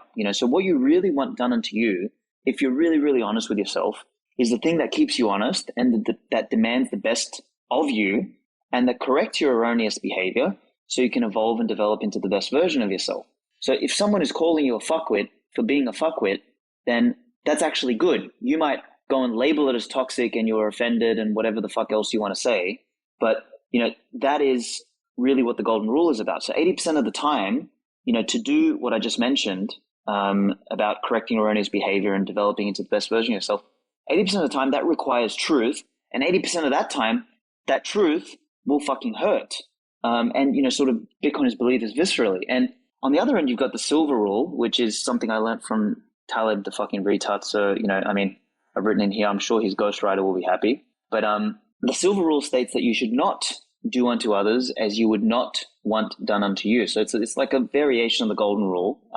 And in the context of a complex system, it's a little bit more robust. So, for example, you might like weird shit like being spanked, right? So whilst the golden rule would then tell you to go and spank other people, doing so might not be such a good idea. So the silver rule sort of suggests that, what you don't like, or want to happen to you is something you should not do to others. So and this kind of passes like the basic good person test. I don't want to have my things stolen. I don't want to be micromanaged. I don't want to be, scammed. I don't want to be promised the world, not having it delivered to. I don't want to be lied to. So in that sense, I shouldn't do that to others. So the silver rule is a little bit more robust. And again, Bitcoiners get this. And, while some might point to it as, sort of toxicity, I would sort of counter as like, you look at Bitcoiners and I've got a piece in the article where it's Gigi when he was calling out breed love, and it was fucking hilarious. Was all the memes came out of like breed cloud and greed love, and I'm dying on this hill, with the triceratops shit, and Gigi was fucking like my respect level for him went up 1000x when he called out Rob, and I know Rob's kind of repented on that and everything, and Rob's a fucking great guy, great mind, great asset to the space. But what Gigi did at the time was he said, look, I hope that if I ever go full retard, that the memes will be as savage, and that is again like the difference between a Bitcoiner who understands the gold and silver rule, and why I respect people like Gigi and Giacomo Zucco and stuff like that more than just about anyone else is like we are open to being, and open is just such a weak word now. It's like we want you to point to us, point at us and tell us when we're fucking wrong. And this is sort of the community that we've developed. And I've got a short clip in there about how Bitcoiners are toxic to frauds, phonies, and charlatans. Bitcoiners are as toxic to frauds, phonies, and charlatans as Bitcoin is to the existing fraud of the world we live in. And we use speech to make it known, like a swarm of cyber hornets. And then I've got a little clip in there from when I think Jordan was at his fucking peak about 5-6 years ago, where he talks about free speech and the right to offend, which I recommend everyone sort of go and watch. It's 2 minutes. And that bleeds into this next piece that I just really want to touch on before we wrap up this section and sort of move into Citadels, which is this idea of the virtuous monster. And I got this from Peterson's lectures is, to paraphrase Jordan, he says, there's nothing virtuous about suffering in silence. And then my addition to that is, nor is there virtue found in conforming to a lie just to be polite. So I continue with, do not confuse kindness with sincerity or abrasion with wickedness. The best thieves will convince you that they're your friend, and often your truest friends are those who will violently confront you when you are transgressing your own morals, virtues, or standards. This is why I would take an honest asshole over a polite liar any day of the week. So for me, that is so fucking important. And that is, again, another way to frame and describe or to understand the Bitcoiner archetype, or the quote unquote toxicity in the Bitcoin space is, we're honest assholes, not polite liars. And each have a cost, and in the honest asshole scenario, like to paraphrase maybe Untapped, is like, the cost is front loaded, but it's cheaper. It's like going to the gym and training today has a cost of time and some pain, but the long-term benefit is, you lead a healthier life, you've got better bone density, better muscle mass, etc. So you're healthier. Not going to the gym today and just relaxing and eating and doing nothing at home might not have a cost today, but it's got a much bigger long-term cost. And that's the same difference of like an honest asshole telling you to fucking wake up and do the right thing versus a polite liar who doesn't say anything, so that you continue to transgress your own morals, virtues, and standards until you become the piece of shit that you hate when you look at yourself in the fucking mirror, and then you become depressed because you now are living an existence of meaninglessness. So to wrap this piece up, I've sort of said modernity has castrated men and battered women into the point where they can no longer stand up for themselves. They've been taught to live a life of quiet compromise and servitude, and that daddy government and mama medicine will take care of you and basically numb you into oblivion. And if you want to know where this leads, you just you don't even need to study history anymore. You just fucking open your eyes and look around you. Like literally sheeple and battered women and men everywhere. Like they've forgotten what it means to stand up straight with their shoulders back, to literally tie that into the initial thing. So this is why the cultivation of the monster inside of us has always been, and perhaps also never been, more important than it is now. Like this ability to stand up and say what the fuck is right, despite the fear of backlash, etc., is just so important. And they will call you toxic, but this is what is required. So this is, again, what this peer group of Bitcoiners brings to the table. Iron sharpens iron, and pressure is the prerequisite for growth. Whether that growth is physical, spiritual, mental, or emotional, doesn't matter.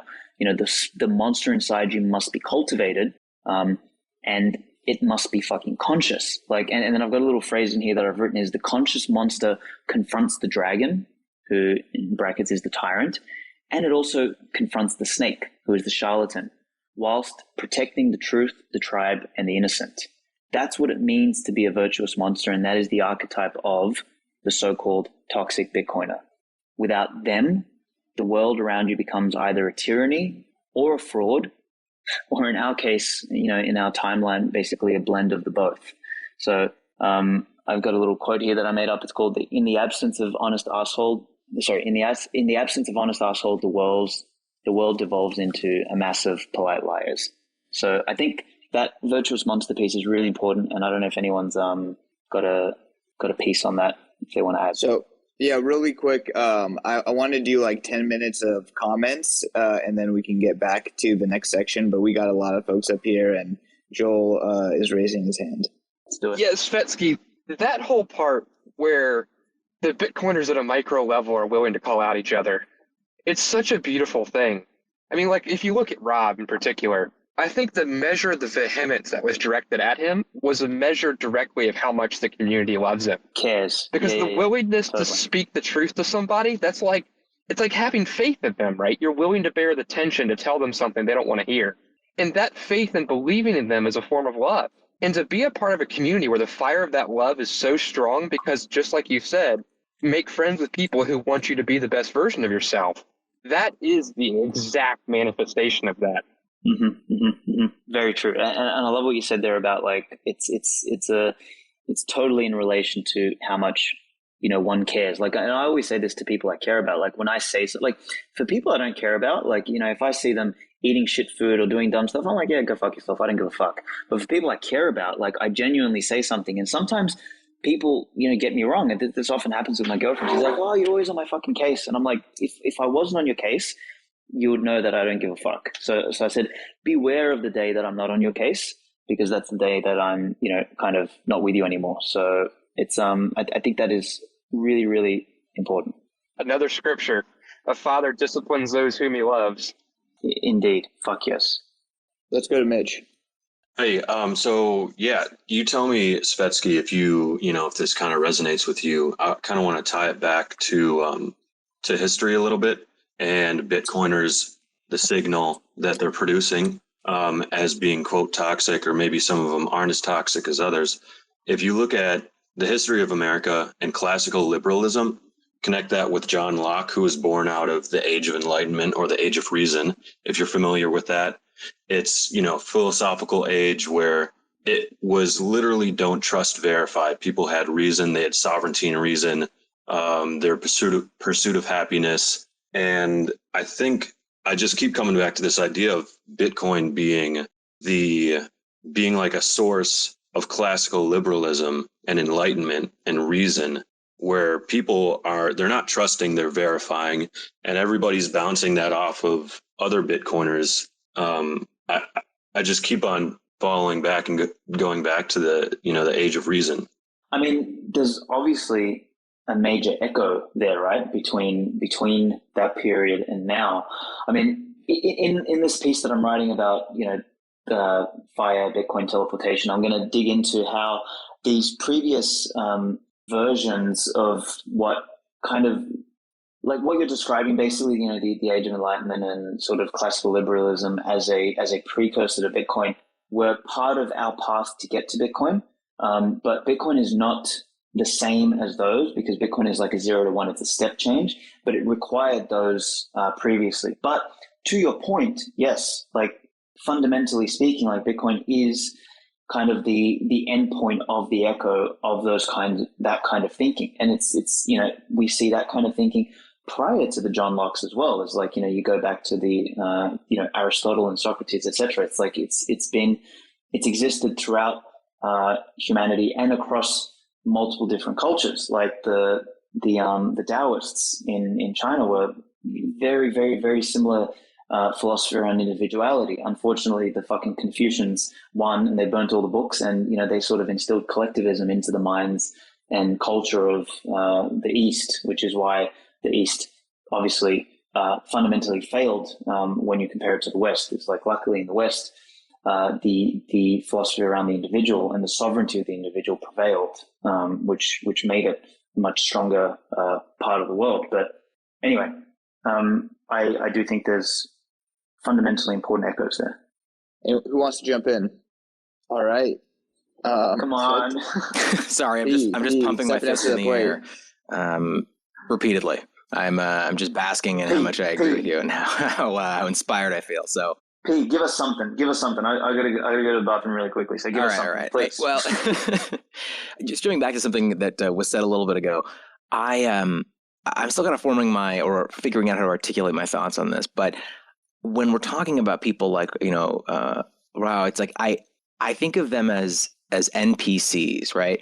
They're these incredibly clever kind of unconscious creatures that are being self-serving in a way that, while infuriating, I have a measure of compassion for.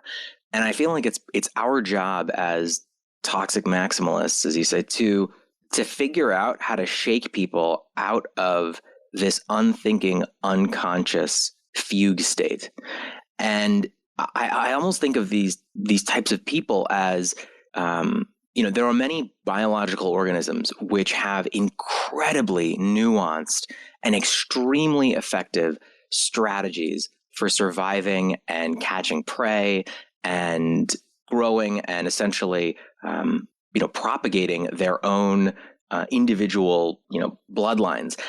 And some of those, but they're totally unthinking. They're completely unconscious. And I feel like so many of the people that we interact with on a daily basis, and especially these sort of apex predators, like so many of these shitcoiners and, VC incentivized entities, I think they're just these unthinking, very elegant predators. And it's just about, as I said, figuring out how to shake them out of this unconscious behavior.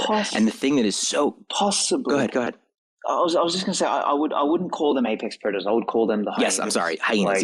They're carrion eaters. Bitcoiners are the apex predators. Yeah, exactly. That's what they are. Because they're literally just feeding on the carcasses basically, because the masses are effectively already fundamentally dead in some sense. Like, you know, what we're trying to do as lions is sort of like carve out a new fucking territory. And there's actually, it's funny, and sorry to digress here and take over, but it's like I remember reading a study once about how, like, you know, lions have evolved to be majestic over hundreds of thousands of years, like, and even longer, right?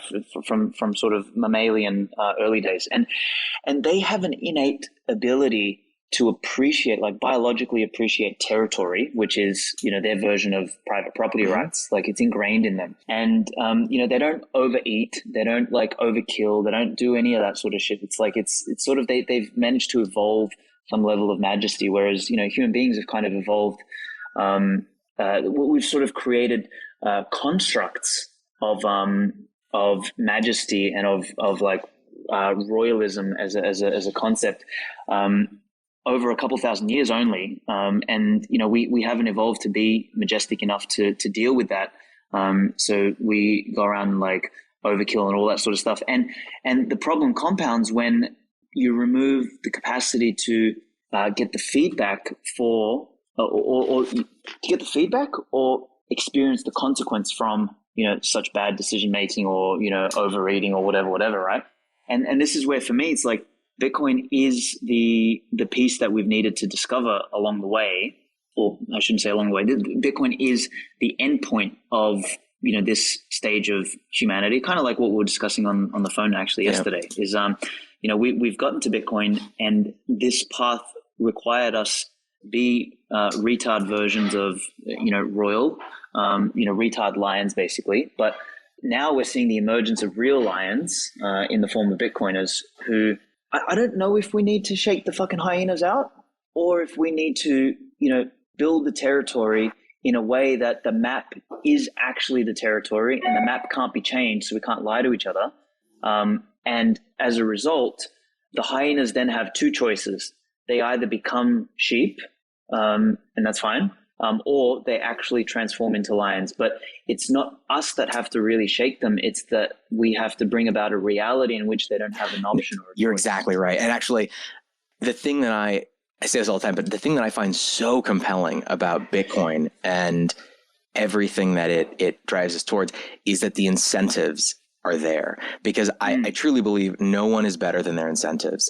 And some of us can struggle more valiantly, more majestically against corrupt incentives. But ultimately, the thing that drove lions to be the creatures that they are today is their environment. They are a product of their environment. And the beauty of Bitcoin to me is that it creates an environment where all the things that you're talking about can become true, and where, you know, you can have this, how you put it, the sort of the altruistic selfishness, because it just, the incentives align. And I think that's so important for me to acknowledge. And it's something that I really celebrate about Bitcoin. Absolutely. I think that piece about environment is like, and that's what we're creating as Bitcoiners. And then that, you know what, that kind of ties into sort of like the home run piece here, which is like the environment being the Citadel. So shall I go and dig into that? Go for it, man. Sweet. So just really briefly before I do, the last part here is about this don't cast pearls before swine. So I just want to mention this because it probably feeds into what you just literally said then, is like, you know, it's an idea that's derived from the Bible, and it's reminiscent of the message of the remnant and the masses. But like, you know, a true royal, right, respects the scarce resources they have on this earth. So a lion respects that, and, you know, whether they come in, those resources come in the form of time, energy, of like, or material scarce resources. So, you know, we need to allocate them accordingly such that they're not squandered or wasted, you know, and waste is inevitable. But I would argue, and I've kind of come up with a little brain fart here, which is like the elimination of waste may actually be the definition of progress. So the less waste, the more effective and, you know, efficient we become. And that's how we honor ourselves, our lives, and those around us, right? So, you know, we live in a world with physical constraints, and you can't help everyone. you can't change anyone, and the teacher appears only when the student is ready. And lastly, the swine will never respect the pearls. So maybe it's funny what you just brought up is like literally talks to this last piece here. We don't genuinely need to like cast the pearls before the swines. It's like maybe we don't need to shake these fuckers out. It's like we fix that environment, we fix everything else. So it's like the time that you have, we have finite time and energy. Expend it towards outcomes that are valuable. Like maximize it by finding those who you can deeply impact. Give them the pearls because they will not only appreciate them, but they will also pay them forward. So it's like I've got a thing here. This is quality of quantity is the rule of the wise. So anyway, that's the final piece before Citadels. But yeah, maybe it's not. They'll shake themselves out. Exactly. Svetski. Yeah, maybe it's not that Like, you can't cast pearls before swine and expect them to understand that they're pearls, but we can all celebrate and support systems that empower swine to actually become different creatures, because they will eventually have to or they'll die. Totally. I see it so much more simple than even that, where those who see us celebrating truth and are not a part of that truth because they're liars who want to control the world will hate us. And then through that hate, they'll just avoid us. Or they'll try to control the uncontrollable and break themselves. It's really just that simple. Yeah, that's the Icarus thing there, right? Is like they'll, oh, fuck you guys are flying around and you're enjoying gravity. Well, you know what? Fuck you. I'm just going to build my wax wings and jump off the side of the cliff to spite you. There's this interesting phenomenon that I've discovered where, as the price has gone up, there are people that I care about who are, who they become more and more anchored in this idea that, Bitcoin is a scam and blah, blah, blah, blah. And part of it is, it's, as you said, it's because they're jealous and they feel like they have already missed the boat. So their kind of conscious experience, fixates on kind of self-validation. And one of the most amazing things that I've seen over and over again is talking to people. And as soon as you can make them understand, like, we are so fucking early, you haven't missed shit. Like, all you have to do is put down those wax wings and join us in this incredible adventure. The second they understand that and they see like my conviction in that truth, so many people are just, they immediately flip. They're just sort of like, oh my gosh, I can be part of this as well. I'm in. 37 sats. Generational wealth. We're still early. Bitcoiners, I am so excited to tell you about the Bitcoin 2022 conference. You guys, Bitcoin 2021 was absolutely a smash hit success. It was over 13,000 Bitcoiners coming together, breaking the barriers on who can come together and celebrate freedom, celebrate Bitcoin, and the energy was absolutely electric. Unfortunately, it was just oversubscribed. There's just people flowing out everywhere. And this year we are making the conference bigger and better. We are moving over to the Miami Beach Convention Center, and we are going to be throwing a massive 4-day festival for Bitcoin, celebrating Bitcoin, bringing together the greatest minds in Bitcoin and the greatest businesses in Bitcoin. And lastly, the culture of Bitcoin all together. We have a 4-day extravaganza planned for you guys for Bitcoin 2022. Day one is going to be Industry Day. It is a day where you can buy a special ticket in order to just mingle and make business deals happen. Day 2 and 3 is going to be a full-blown Bitcoin conference. This is our main conference. This is going to be on April 7th and 8th. And then lastly, we have the Sound Music Festival, Day 4. Imagine going to Coachella, but for Bitcoin. There's going to be very few talks. It's going to be all about the culture of Bitcoin. It's going to be all about hanging with your fellow plebs. It is going to be an absolutely amazing time. There's going to be Bitcoin musicians, Bitcoin artists, and all your favorite Bitcoiners, and just an amazing environment to party and just see it all, soak it all in, and to get people to realize that a Bitcoin world, a world filled with Bitcoin people doing Bitcoin things, is the world that they want to live in. That's what Bitcoin 2022 is all about. That is what the Bitcoin conference is all about. That's what Bitcoin Magazine is all about. So it is going to be a celebration of Bitcoin, the Bitcoiners, and this amazing movement that is going to make the world a better place, go to b.tc/conference, learn more about the Bitcoin conference, learn more about all the amazing things that are happening in Miami around the Bitcoin conference, and buy your tickets. And guess what? If you buy your tickets with Bitcoin, you save $100 on all the tickets and $1,000 on the whale pass. So if you want the VIP pass, the big kahuna, if you buy with Bitcoin, you save $1,000. That's a lot of sats. So go and do it right now today. Don't wait. Prices are only going up. This is going to be a can't miss event.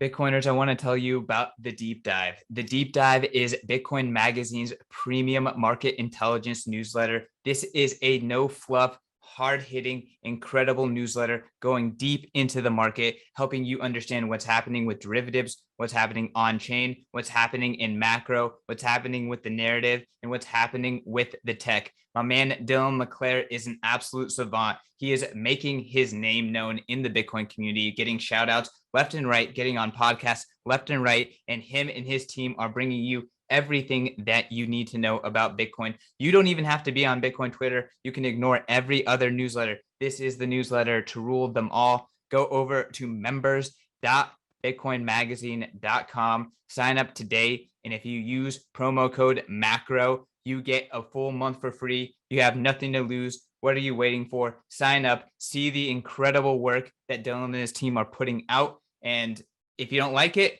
just unsubscribe. You don't pay a dime. But if you do, you know, it's going to be well worth the sats in investment in understanding Bitcoin and gaining the confidence to continue to invest in Bitcoin and making the right moves around Bitcoin. And it's going to be well worth every single Satoshi. Again, can't recommend it enough. That is members.bitcoinmagazine.com, promo code MACRO. Do it today.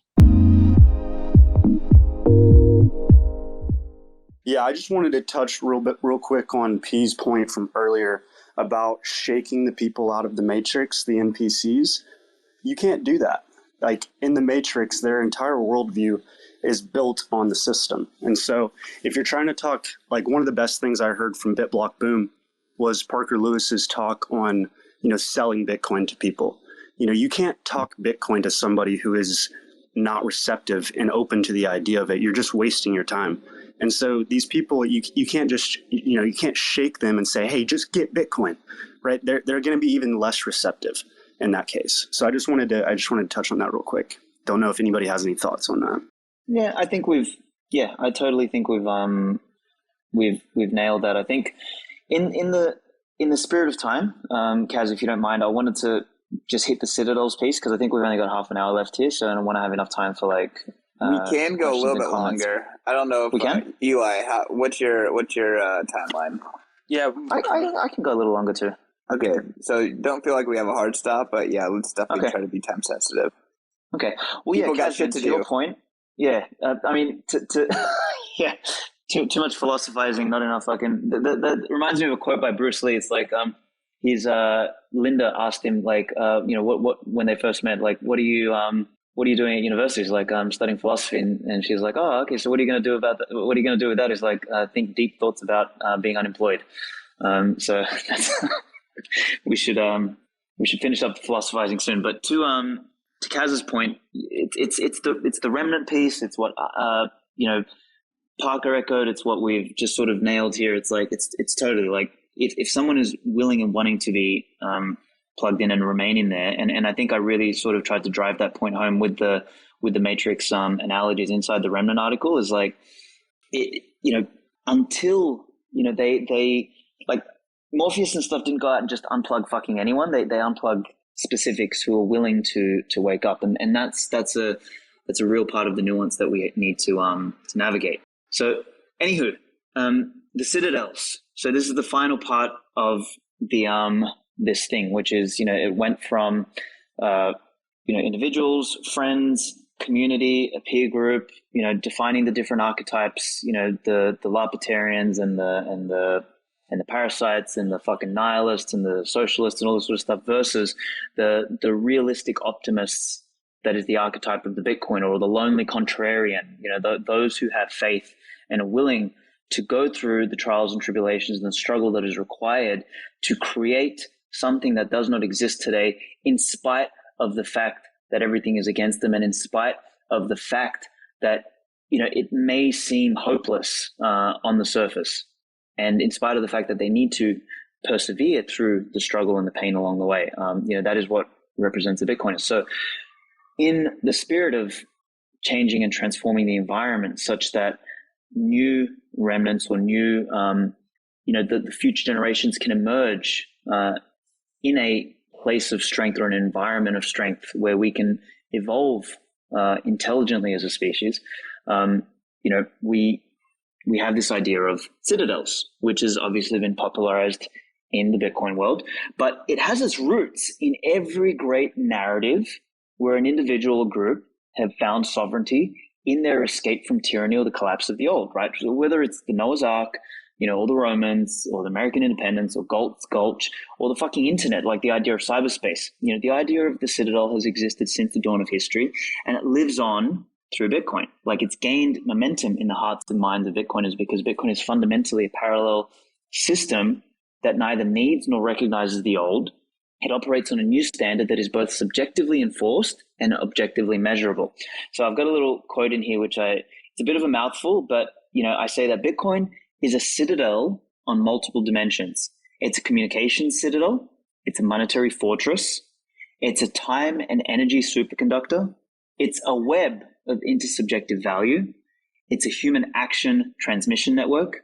It's a work and labor storage device. It's a high fidelity representation of natural resources. It's a time chain, and it is an accurate map of reality. So like Bitcoin represents a citadel across all of those dimensions. And with that, it enables us, to start to build citadels across higher dimensions, food, energy, shelter, transport, and education. And I would argue that none of the above can be built independent of the old world without first securing the money. And if by chance and sheer will they cannot be sustained until we've ripped the money, or maybe it's not an until, because none of these things are sort of linear in nature. Like, it's not a series. It's a series of, it's not something that happens in series. It's something that has to happen in parallel. But without the money piece, without that keystone, we're fucked. And that's sort of like, I would say the base of the pyramid of sovereignty is money. We fix that, we can fix anything else. And that's why there's no greater task that lies before us. The citadels must and will prevail.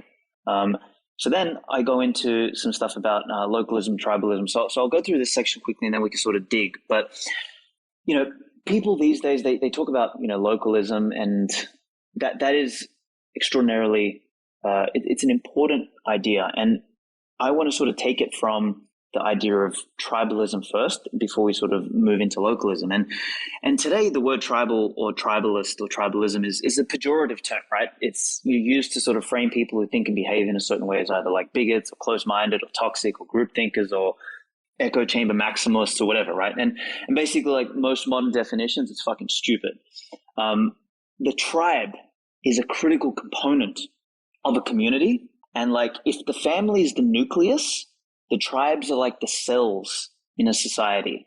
So they're a fundamental building block whose integrity determines the strength and fitness of the broader species. So, if we sort of start with the individual, we then sort of grow into the family. The families then form tribes. The tribes form a community, and the communities come together to build a citadel. And, these citadels then form sort of human society and a diverse network of jurisdictions, all with their own flavors, styles, norms, and cultures. And I've got a really, it's a strange image, but it basically looks like cells in the human body, basically. And it inspired me to write a new piece.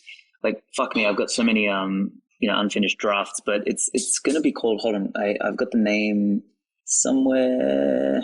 God damn it. I think it's called Corpus Bitcoinicus. Basically, it's going to look at the human body as a representation of an organism like what Bitcoin will represent in society. So anyway, that'll be probably next year when I have some time. But yeah, this image, if people go in and check out the article, they'll see it's sort of individual, family, tribes, communities, citadels, and humanity. And like, I would argue that tribes and perhaps communities are about as far as common values can scale. and general governance can function. Beyond that, it starts to break down because of the diverse nature of life. Societies simply just can't function at the scale of the modern nation state, and especially not at the scale of like what the fucking moronic globalists believe. Like, the idea that some monolithic superstructure can effectively command and control all decision making is the dumbest thing on the planet. Like, unless all of the constituents, i.e., the citizenry it's made up of, are all of the same character, values, and belief system. And that's impossible for large swathes of people unless it's like enforced. So, but even if it's enforced, like, it's crazy. It's like individuality emerges like a rose in a concrete world, or like a ray of light in a dark room. It's, we're inherently different, and that's what makes humanity beautiful. But it is like, who was I talking to yesterday? I can't remember. It could have been Pablo or someone like that. But basically, we're talking about how, or it could have been on a Spaces yesterday, but about like homogeneity inside a jurisdiction or inside a territory is really important. But heterogeneity between jurisdictions or between territories is also just as important. This is why globalism is such a fucking farce. Is like across every level of existence, we see diversity, but within a jurisdiction or within a territory, you have some level of homogeneity, and that is like the values alignment between individuals. So I think that's what tribes represent. They're healthy, they're essential. We must protect them. The individual obviously comes first, but he is also nothing without his tribe. So this is sort of the genesis. And I really tried to take an opportunity to kind of dig into the idea of Citadel. It's not just about throwing it around. It's like, what do we mean by Citadel, and how does it actually manifest? And it really starts with tribalism as a concept first, that then scales outwards radially into communities and then citadels. And then the citadels, then, I envision a world in which we'll have hundreds of thousands of cities and citadels, and leagues of states, leagues of cities and citadels, versus what we have today, which is this attempt at trying to squeeze everybody into the same fucking box. So anyway, rambled there. Untapped, hit me. Yeah, to give you a really just quick illustration, if you don't have the freedom until we fix the money, with us trying to build our communities around the country, we're getting into more and more of the local politics stuff and realizing just how much your local politics are incentivized by federal money and subsidy. Whether you're talking at the state level, whether you're talking the hospitals, whether you're talking local federal police forces or local sheriffs and police forces, like, there's this essential bribery happening everywhere. And what it's trying to do is exactly what you're saying with these tribes. It's trying to force top-down power of monetary energy to create a pressure that keeps cohesion of this large-scale grouping of people without any sort of human consent of like tribe agreement at the bottom layer. And so because of that, you have this destruction of human freedom and free will because they're not allowed to lead. Versus with tribalism, it's like you're building communities larger than your family around consent of agreeing on something together. That way you can collaborate and, like you said, with taking care of each other, of helping each other be their best self. And as the world is getting more chaotic, this is becoming more and more powerful because, like in my tribe that we're building with the cattle co-op and the Citadel network, where the supply chains are freaking broken. Like, you can't get shit.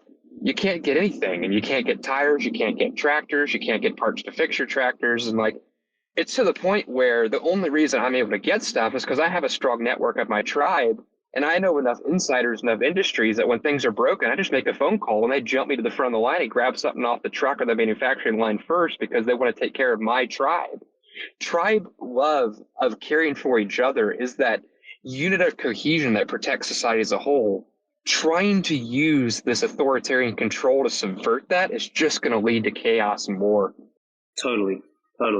Does anyone have anything to add to that, or can I move into what, how Bitcoin and this idea of tribalism actually transforms the relationship between the governed and the governors? Let's keep it ripping. Alrighty. So the next piece, I call it economic consequences. So I say here that the spectre of economic reality will completely transform how sovereignty functions and force it to either adapt into a customer service provider relationship, away from a subject overlord relationship with those whom it provides governance services, or dissolve into bankruptcy. So I've got another framework which I would love people to, feel free to use it, but it's on the left-hand side, it's the fiat standard. It's like this pyramid, overlord on the top, subject on the bottom. And on a Bitcoin standard, it's two circles with a small overlap, and it's service provider and customer. So the dynamic in the relationship between the governed and the governed, the governors and the governed, completely transforms in the face of, or against the specter of economic reality, and more importantly, economic consequence. So I make a note here is I believe it will drive sovereigns to be smaller, nimbler, and more local, because it's the only way to remain economically functional and competitive. We've seen that operating or governing across a large swathe of people with divergent views, norms, ideal, and values is just not viable. People want different things, and you can't just blanket impose arbitrary fucking rules on everyone. And the only reason why it's able to be done today, and why large nation-scale states exist today, is that they're able to fraudulently fund themselves via three mechanisms: enforced taxation, monetary inflation, and borrowing from the future. They're all fucking lies. There's a big difference between someone paying a voluntary membership and someone enforcing taxation on someone and then not providing the fucking service. That is a lie. Monetary inflation is a fucking lie. Borrowing from a future knowing that you can't repay it is a fucking lie. So long as you perpetuate a lie, you then can create and construct a fraudulent existence in the world. So on a Bitcoin standard, you cannot do the above, and thus you cannot grow into a Leviathan by perpetuating an economic fraud. You cannot privatize gains while socializing losses, because none of the mechanisms above are possible. Then I really dig into something here which I think is extraordinarily important, but it's moral hazard is currently built into the system. Moral hazard is systemic on a fiat standard, and it's only possible because consequence doesn't exist. So on a Bitcoin standard, the result is a natural ceiling in the size of either governments or corporations. The larger you get, naturally speaking, the slower you become, the harder it is to adapt, and the more susceptible we are to being beaten by smaller, nimbler, and more hungry competitors. This is how things naturally balance. This is how nature is fundamentally naturally balanced. Species that have gotten too fucking large, that then can't, eat, can't reproduce properly and everything, they sort of have a natural balance and they die off. In the corporate and government world, when the specter of economic reality is there, when gravity exists, when we can't lie to ourselves with these, fake wax wings, all playing fucking an Icarus game, when that can't exist, you end up getting something that is naturally balanced. And, on a fixed energy money standard, you can't bail out stupid or corrupt, and you cannot eliminate competition by being close to the ultimate monopoly, which is the money printer. So when those things removed, we start to get this natural balancing effect in society, which is a beautiful thing. So does anybody have any comments on that? Because we're right up near the end now. Anyone? Kaz, P, Corey? Yeah, I can chime in for just a second. Go ahead, Corey. Go ahead, P. Okay. No, I was just going to say, what Bitcoin is doing, and I think this is kind of the latest generation of people that are kind of living, 10 or 15 years into the future and kind of where we're going and charting that path. And I consider Aleks part of that. Definitely John Vallis, Gigi, and some of these folks that have carved out time in their lives to do the thinking. Tomer, I think, is in that group. But lots of people just kind of thinking about where we're going and what this means. I was trying to boil it down into what I think it is, and I think it's like a culture of aspiration that Bitcoin, because you see truth for the first time, unadulterated and unalterable, it makes you want to align with that, and it makes you sort of revile against anything that doesn't look as good. And so it just causes all of us to want to aspire to being better and then to seek that out in all things. So I kind of like that term, and I thought of it about a half hour.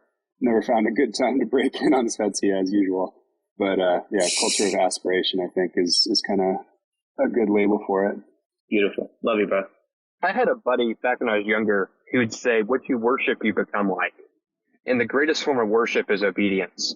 We have a world that is obeying all these anti-humanity mandates of essentially divorcing yourself of free will into this desire to put it into this communist AI system, right? Where it's a race to the bottom of see who can have the least responsibility.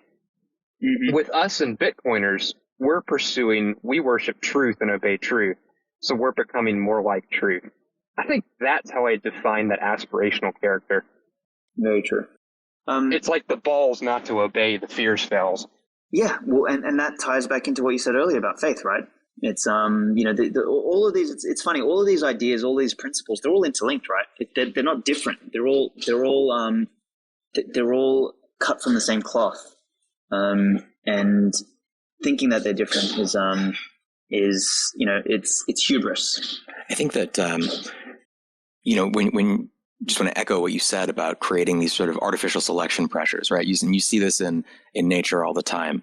When you have artificial selection pressures like a massive surplus of resources or food and no natural predators, things evolve like the dodo bird, which are completely useless, and all they're good at is eating and shitting and fucking. And then when reality reasserts itself, as it always does, they die out immediately. And that's what we're looking at in terms of the existing financial system. When you have these bailouts, it completely corrupts the natural order of things. And this is a natural process in the sense that we see this in nature all the time, but eventually the selection pressures do reassert themselves. And then those things just die out, and Bitcoin is the inevitable reality reasserting itself. Totally. Okay, in the spirit of time, there's two last sections. So this last one here is it's called Royalism, and I'd be curious to see after I sort of run through it if anyone's ever heard of Mencius Moldbug. He goes across a couple of names. Curtis Yarvin, I think, is his real name, but Mencius Moldbug is also called himself John Law, and he wrote a piece actually pre-Bitcoin that I'm sure Satoshi must have read or something like that, but talks about kind of like an energy money being released. Now, he wrote a book years and years ago, which is, I mean, it's a must read for any Bitcoiner that wants to think about citadels. But he basically describes, he coins a term called royalism, and he describes a world that's like a patchwork of city-states, all run by corporations, by a CEO with absolute power and accountability. And this city-state CEO is much like a monarch. Like, he operates his domain like a business whose motive is profit. And because he's like a monarch, and because it's like a sort of a corporation, like he's termed this sort of thing royalism. And I don't agree with everything in there, but it's a really well written. I mean, if you like his style, like he's a bit of a fucking, his writing is quite brutal. And his ideas are a little bit, out there, but it's a really interesting viewpoint when we start to think about like what is, what the future might look like, and what a patchwork of city-states might look like. So, my argument is that without Bitcoin, a future of a patchwork society is not possible, because without Bitcoin, we perpetuate an economic fraud, and should we not discover and have energy money prevail, we actually blow ourselves up or become one major gulag, and we're all fucked. So, or everything falls apart and we go back to the Stone Age and have to rebuild again and discover energy money again, which would be very unfortunate. So, something like Bitcoin may be what makes royalism, or a royalism-inspired patchwork of citadels possible via a more smooth and functional transition in which the good of what we actually have in society, and that's been built up over the last, 5 centuries, doesn't completely go to waste. And I remember kind of talking about that sort of theme with, it could have been in BitBlock Boom, or it could have been in 2021. It's, or it could have been with Mark Moss in Salvador. But basically, my contention was, we win in the end. The only variable that matters at this point is what does the end look like? Do we win and have a fucking world of rubble around us where every supply chain is broken, everyone's fucking dying, and everyone's turned into zombies, and like everything's completely fucked? And at that point, one Bitcoin will buy you, all of Canada, but the value of Canada is fucking zero, right? So it's like, what do we inherit at the end of it? So like our job is to attempt at least to transition society and safeguard things. Like this is where Untapped is doing incredible work. It's like, how can we build some parallel shit that takes advantage of a bunch of the good things we have, because we have a bunch of good things. Like, the fiat drudgery that we're going through at the moment is part of actually the process. And is the end times are fucking evident. That video with Biden, like sitting there holding his fucking hands in front of him. Like, I don't even know what that means, but if it means anything, it means the end of times, right? Like that's all I can actually decipher from that shit. But it is like, what our job now at the moment is to salvage as much of the good as possible, and hopefully transition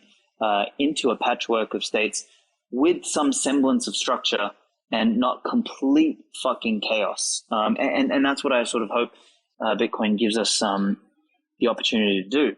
And this is, it all ties into the Citadel idea. It all ties into that. So I hope people sort of go in and read this. There's another book I tagged in there by Titus Giebel called Free Private Cities, which I felt was really, really, really good. And it's another vision of that future. So people who are interested in that idea, I strongly suggest they go and read that. And before I go into the closing section, has anyone read Mencius Moldbug's thing, like Patchwork? Has anyone come across his work? Be curious to see if anyone on the stage or anyone else. I subscribe to his newsletter, but I haven't done a whole lot of historical reading. He did do a breakdown of Bitcoin in the early days, which was very, very interesting, almost Squirn level analysis very early on. So he's definitely on top of things. But his writing is very abrasive, and he has some very unpopular opinions. So just to kind of put some context to, I guess now he kind of goes by Curtis Yarving. Yeah. I think if you can get past some of the the abrasiveness, but for me it's pretty normal because I'm an abrasive asshole anyway. So like for me it's cool. But most people might be shocked by some of the shit he says. But if you sort of get past that and read between the lines, it's actually he really thinks things through. So I would I'd recommend it. Has anyone else sort of come across this stuff? Take that as a no. Kind of on, and I apologize, kind of on the same topic of building these new types of societies and kind of like needing to be able to seek to truth, so that way we can kind of lift up to that higher level of existence, and Bitcoin being the foundation of that. I've really enjoyed Pete Rizzo's thinking around how Bitcoin protects the minority, and it's the only system out there, fiat or cryptocurrency, that allows for true dissent without compromising any ownership within the system. And I think that is something that is very, very revolutionary from a property rights and a rights perspective and a sovereignty perspective that is still not really greatly appreciated yet. And I feel like that's like why Bitcoin and money is so necessary to be fixed, in order for this, let's just call it decentralized Citadel patchwork, economy to even emerge, and governance structure to even emerge. Totally. That's one of the things I'm seeing Svetski building what I am, is if I had defined the transition that's changing, it's a respect for free will of how consent matters at the smallest level for everybody and everything. And it's how do we build new structures of this emergent society that enable that to blossom and flourish with that healthy creative destruction, but still have long-term, deep collaborative relationships when these inside of these larger structures that have enough density of power of humans working together to be able to stand against the Marxist agenda and survive over the generations it's going to take to win this all the way out and refound the new world. Mm-hmm. I don't even want to call it the Marxist agenda anymore. I just want to call it the fucking dumb cunt agenda, because that's basically what it is. It's like literally. Anyway. I have to jump, unfortunately, but I just wanted to thank you for doing the space. It's been amazing. Thank you, P. Love you, brother. So, okay. Do you want to try to go for about 15 more minutes? We can go 30 more minutes, but let's just try to set a target for 15 more minutes on this space. But yeah, back to you, Svetski. Yeah, sweet. 15 minutes. I have a partly naked girlfriend looking at me, so I should finish up soon. So, in closing, it is okay to surround yourself with people who are helping you become better, and to shy away from people who are willing to drag you down. So Jordan says you're not obligated to associate with people that are trying to damage the structure of your being. You want to move away from people like that. Or he says you're not obligated to associate people who are making your life worse. So this is like, in my mind, what I want to call like being selective. And I'm pretty sure I say this later in the article, but a Bitcoiner is that unique archetype who represents the true zeitgeist of the modern world. He or she are the counterbalance to the madness of crowds and the destruction by parasites, because I think both of those things are plagues on the world. They are the rational optimist who can envision a better world because they've understood the flaw with the current one. They're not the fucking dumbass, naive optimist who's putting lipstick on a fucking pig and thinking they're making things better by, integrating surveillance systems into fucking OpenTable. Like, that is the dumbest shit on the planet, right? Or creating the world coin, like this moron, I can see it, like, what's his name? Aleks Svetski. Today I'm excited to reveal WorldCoin, a new global digital currency that will be distributed fairly to as many people as possible. And like, get the fuck out of here, right? Like that's what we're competing with. So the Bitcoiners are the remnant and oftentimes the lonely contrarian who I'm here to remind that you are not alone. Like, that's the purpose of these pieces that I'm trying to write. And your responsibility as a Bitcoiner and a remnant is first and foremost to strive towards being a better version of yourself and to do your part in raising the standard with others. Your presence and your example alone is going to do that. Like, for me, that's the big takeaway is like, we don't want to, like, it's the difference between showing and telling. Like, it's important to tell. And like I said, when you get up on the mountaintop, as God said to Isaiah, is like, you get on the mountaintop and you speak, and 100 people might hear you, but only one will listen. Like, that's the part of the speaking thing. But we also can't speak when we're not living it ourselves. Like, we have to be authentic in that. So I'll quickly quote Peterson here is like you have an ethical responsibility to take care of yourself, you have an ethical responsibility to surround yourself with people who have the courage, faith, and wisdom to wish you well when you've done something good and stop you when you're doing something destructive, which echoes everything that we've sort of been discussing here, and echoes the classic meme by the Bitcoiners, which is the soldier standing over the bed of the new coiner. The final parts in here is I call Bitcoin a collective protest by the individual. It's a peaceful but functional protest against that which consciously or unconsciously chooses to oppress us. And this protest is a vital one. I say that a brotherhood and sisterhood along common values is what's missing in the world today. We're different, and that's a beautiful thing. We're diverse in our values, needs, and desires. And when free to choose, we naturally form groups along commonalities. And yes, whilst these groups are more naturally homogenous internally, the patchwork they form is more heterogeneous because they're smaller. And that's sort of what I really want people to walk away with when they think about this idea of Citadel. It's like, for too long we've been forced to assimilate and integrate as if we're some fucking cattle without an identity and without a culture and without personal preferences. And, the Citadel meme is about, honoring the fact that we're all different, and that, we can get along with those we want to, and we don't have to get along with those we don't want to. Like, if fucking children can form friendships at school of their own volition, why the hell are adults forced to conform and accept each other as some global homogenous blob? Like, all it does is breeds resentment for one another. Like, I have no desire to hang around with some people. Like, I guarantee you, whether Raoul Pal was a shitcoiner or not, I wouldn't hang around with that fucking loser because I just don't like soy losers like him. Like, I can smell it. Like, it's fucking disgusting. So, like, I don't want to hang around with him. So don't force me to do so. Like, I want to pick my friends carefully because, echoing what I said in the beginning of the thing, Tony Robbins' quote, like, who you spend time with is who you become. Bitcoin is my protest, and it voluntarily aligns me with others who want the same thing. This is our virtual Citadel today and is the precursor to our physical one tomorrow. And I hope I meet you one day there and, at a lecture being given by Peterson himself. That's sort of how I close this piece out. So that's my conclusion to this piece. It's a long one.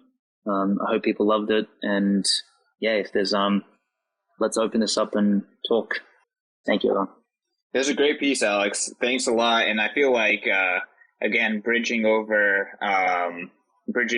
Jordan Peterson to Bitcoin is something that a lot of Bitcoiners try to do. And I feel like with this series, you're doing a very good job of, kind of connecting the 12 Rules of Life series to Bitcoin. So want to congratulate you so far and keep it up. But also your other stuff is fantastic as well. Again, I feel like your one-off stuff, you find a really good way of breaking down very important intrinsic points and making them, very, very digestible. And hopefully controversial. That's why we keep you around, man, to be honest. Thank you, bro. Love you, man. Tomer, welcome to the stage, man. Hey, guys. Love you all. This is great, Aleks. Just another, I haven't finished reading the whole piece, and I've only listened to even like the last half hour of this call, but it's terrific again. And just to add maybe one or two thoughts to it without disagreeing with any of it. I remember when I was studying philosophy years ago, one of the teachers was saying something to the effect of, we don't know in the world today, it's been lost on us, but how much brotherly love used to exist amongst another. And this is not a gendered comment. It was just that so it's not meant to be about the males of the species. It's just that there is in a rational society just really goodwill towards everybody else. You're because nobody else is your enemy. I mean, they're not taking something from you. They're not voting away something from you. You both exist in the world and you both produce a surplus for each other. And so you look upon another human being and you just say, oh, there's goodness, right? In the worst case, it's someone who I'll not put in my life, as you were just saying, Aleks. And I think that's a big part of where we're headed to, because right now our civilization is set up where we're battling over resources through elections and through and things that just prevent other people from being able to really be themselves. We have so much of our wealth seized and redistributed, and so we're in this battle for winning the redistribution game, rather than in something which is not a battle, which is just being productive and trading with other people. So, like, I just wrote a short article earlier this week, I think, called "Bitcoin is a Declaration of Peace," and I think it shows how much it turns everything around from we're at war with each other, we're in competition with each other. I mean, these are the terms we grew up with. We declare war on everything, and competition is our way of life. But really, cooperation and love and peace are just as natural, and they are under this type of standard. So I don't really have a question for you, Aleks. I just want to say great job. I love all your writing, and I want to even put like whipped cream and a cherry on top of it with those comments. Thank you, Tomer. I really appreciate all your work as well, man. I think we are definitely aligned, and I can't wait till we get Bitcoin Times edition 4 published, man. Yep. It's for everyone listening who hasn't seen the previous Bitcoin Times. They're out there, edition 1, 2, 3, and this year's edition, Tomer is one of the featured writers. He's one of my fucking favorite writers in the world. Thank you. Absolutely. So, anyone else? Aleks, what's coming up next? What's the next edition or the next rule that you're going to cover, and do you have any pieces in between? So there's actually a couple pieces in the works. I know there's one thing I'm waiting on Pete Chihuahua to get back to me on about to see if I'm going to do a short piece called Bitcoin and the Great Filter, which is a particular special edition for something. Looks like Corey just left. Thank you, bro. Love you. So we'll see. But the big ones that I'm working on is the Fire Bitcoin teleportation. That'll be my magnum opus for the Bitcoin Times edition 4.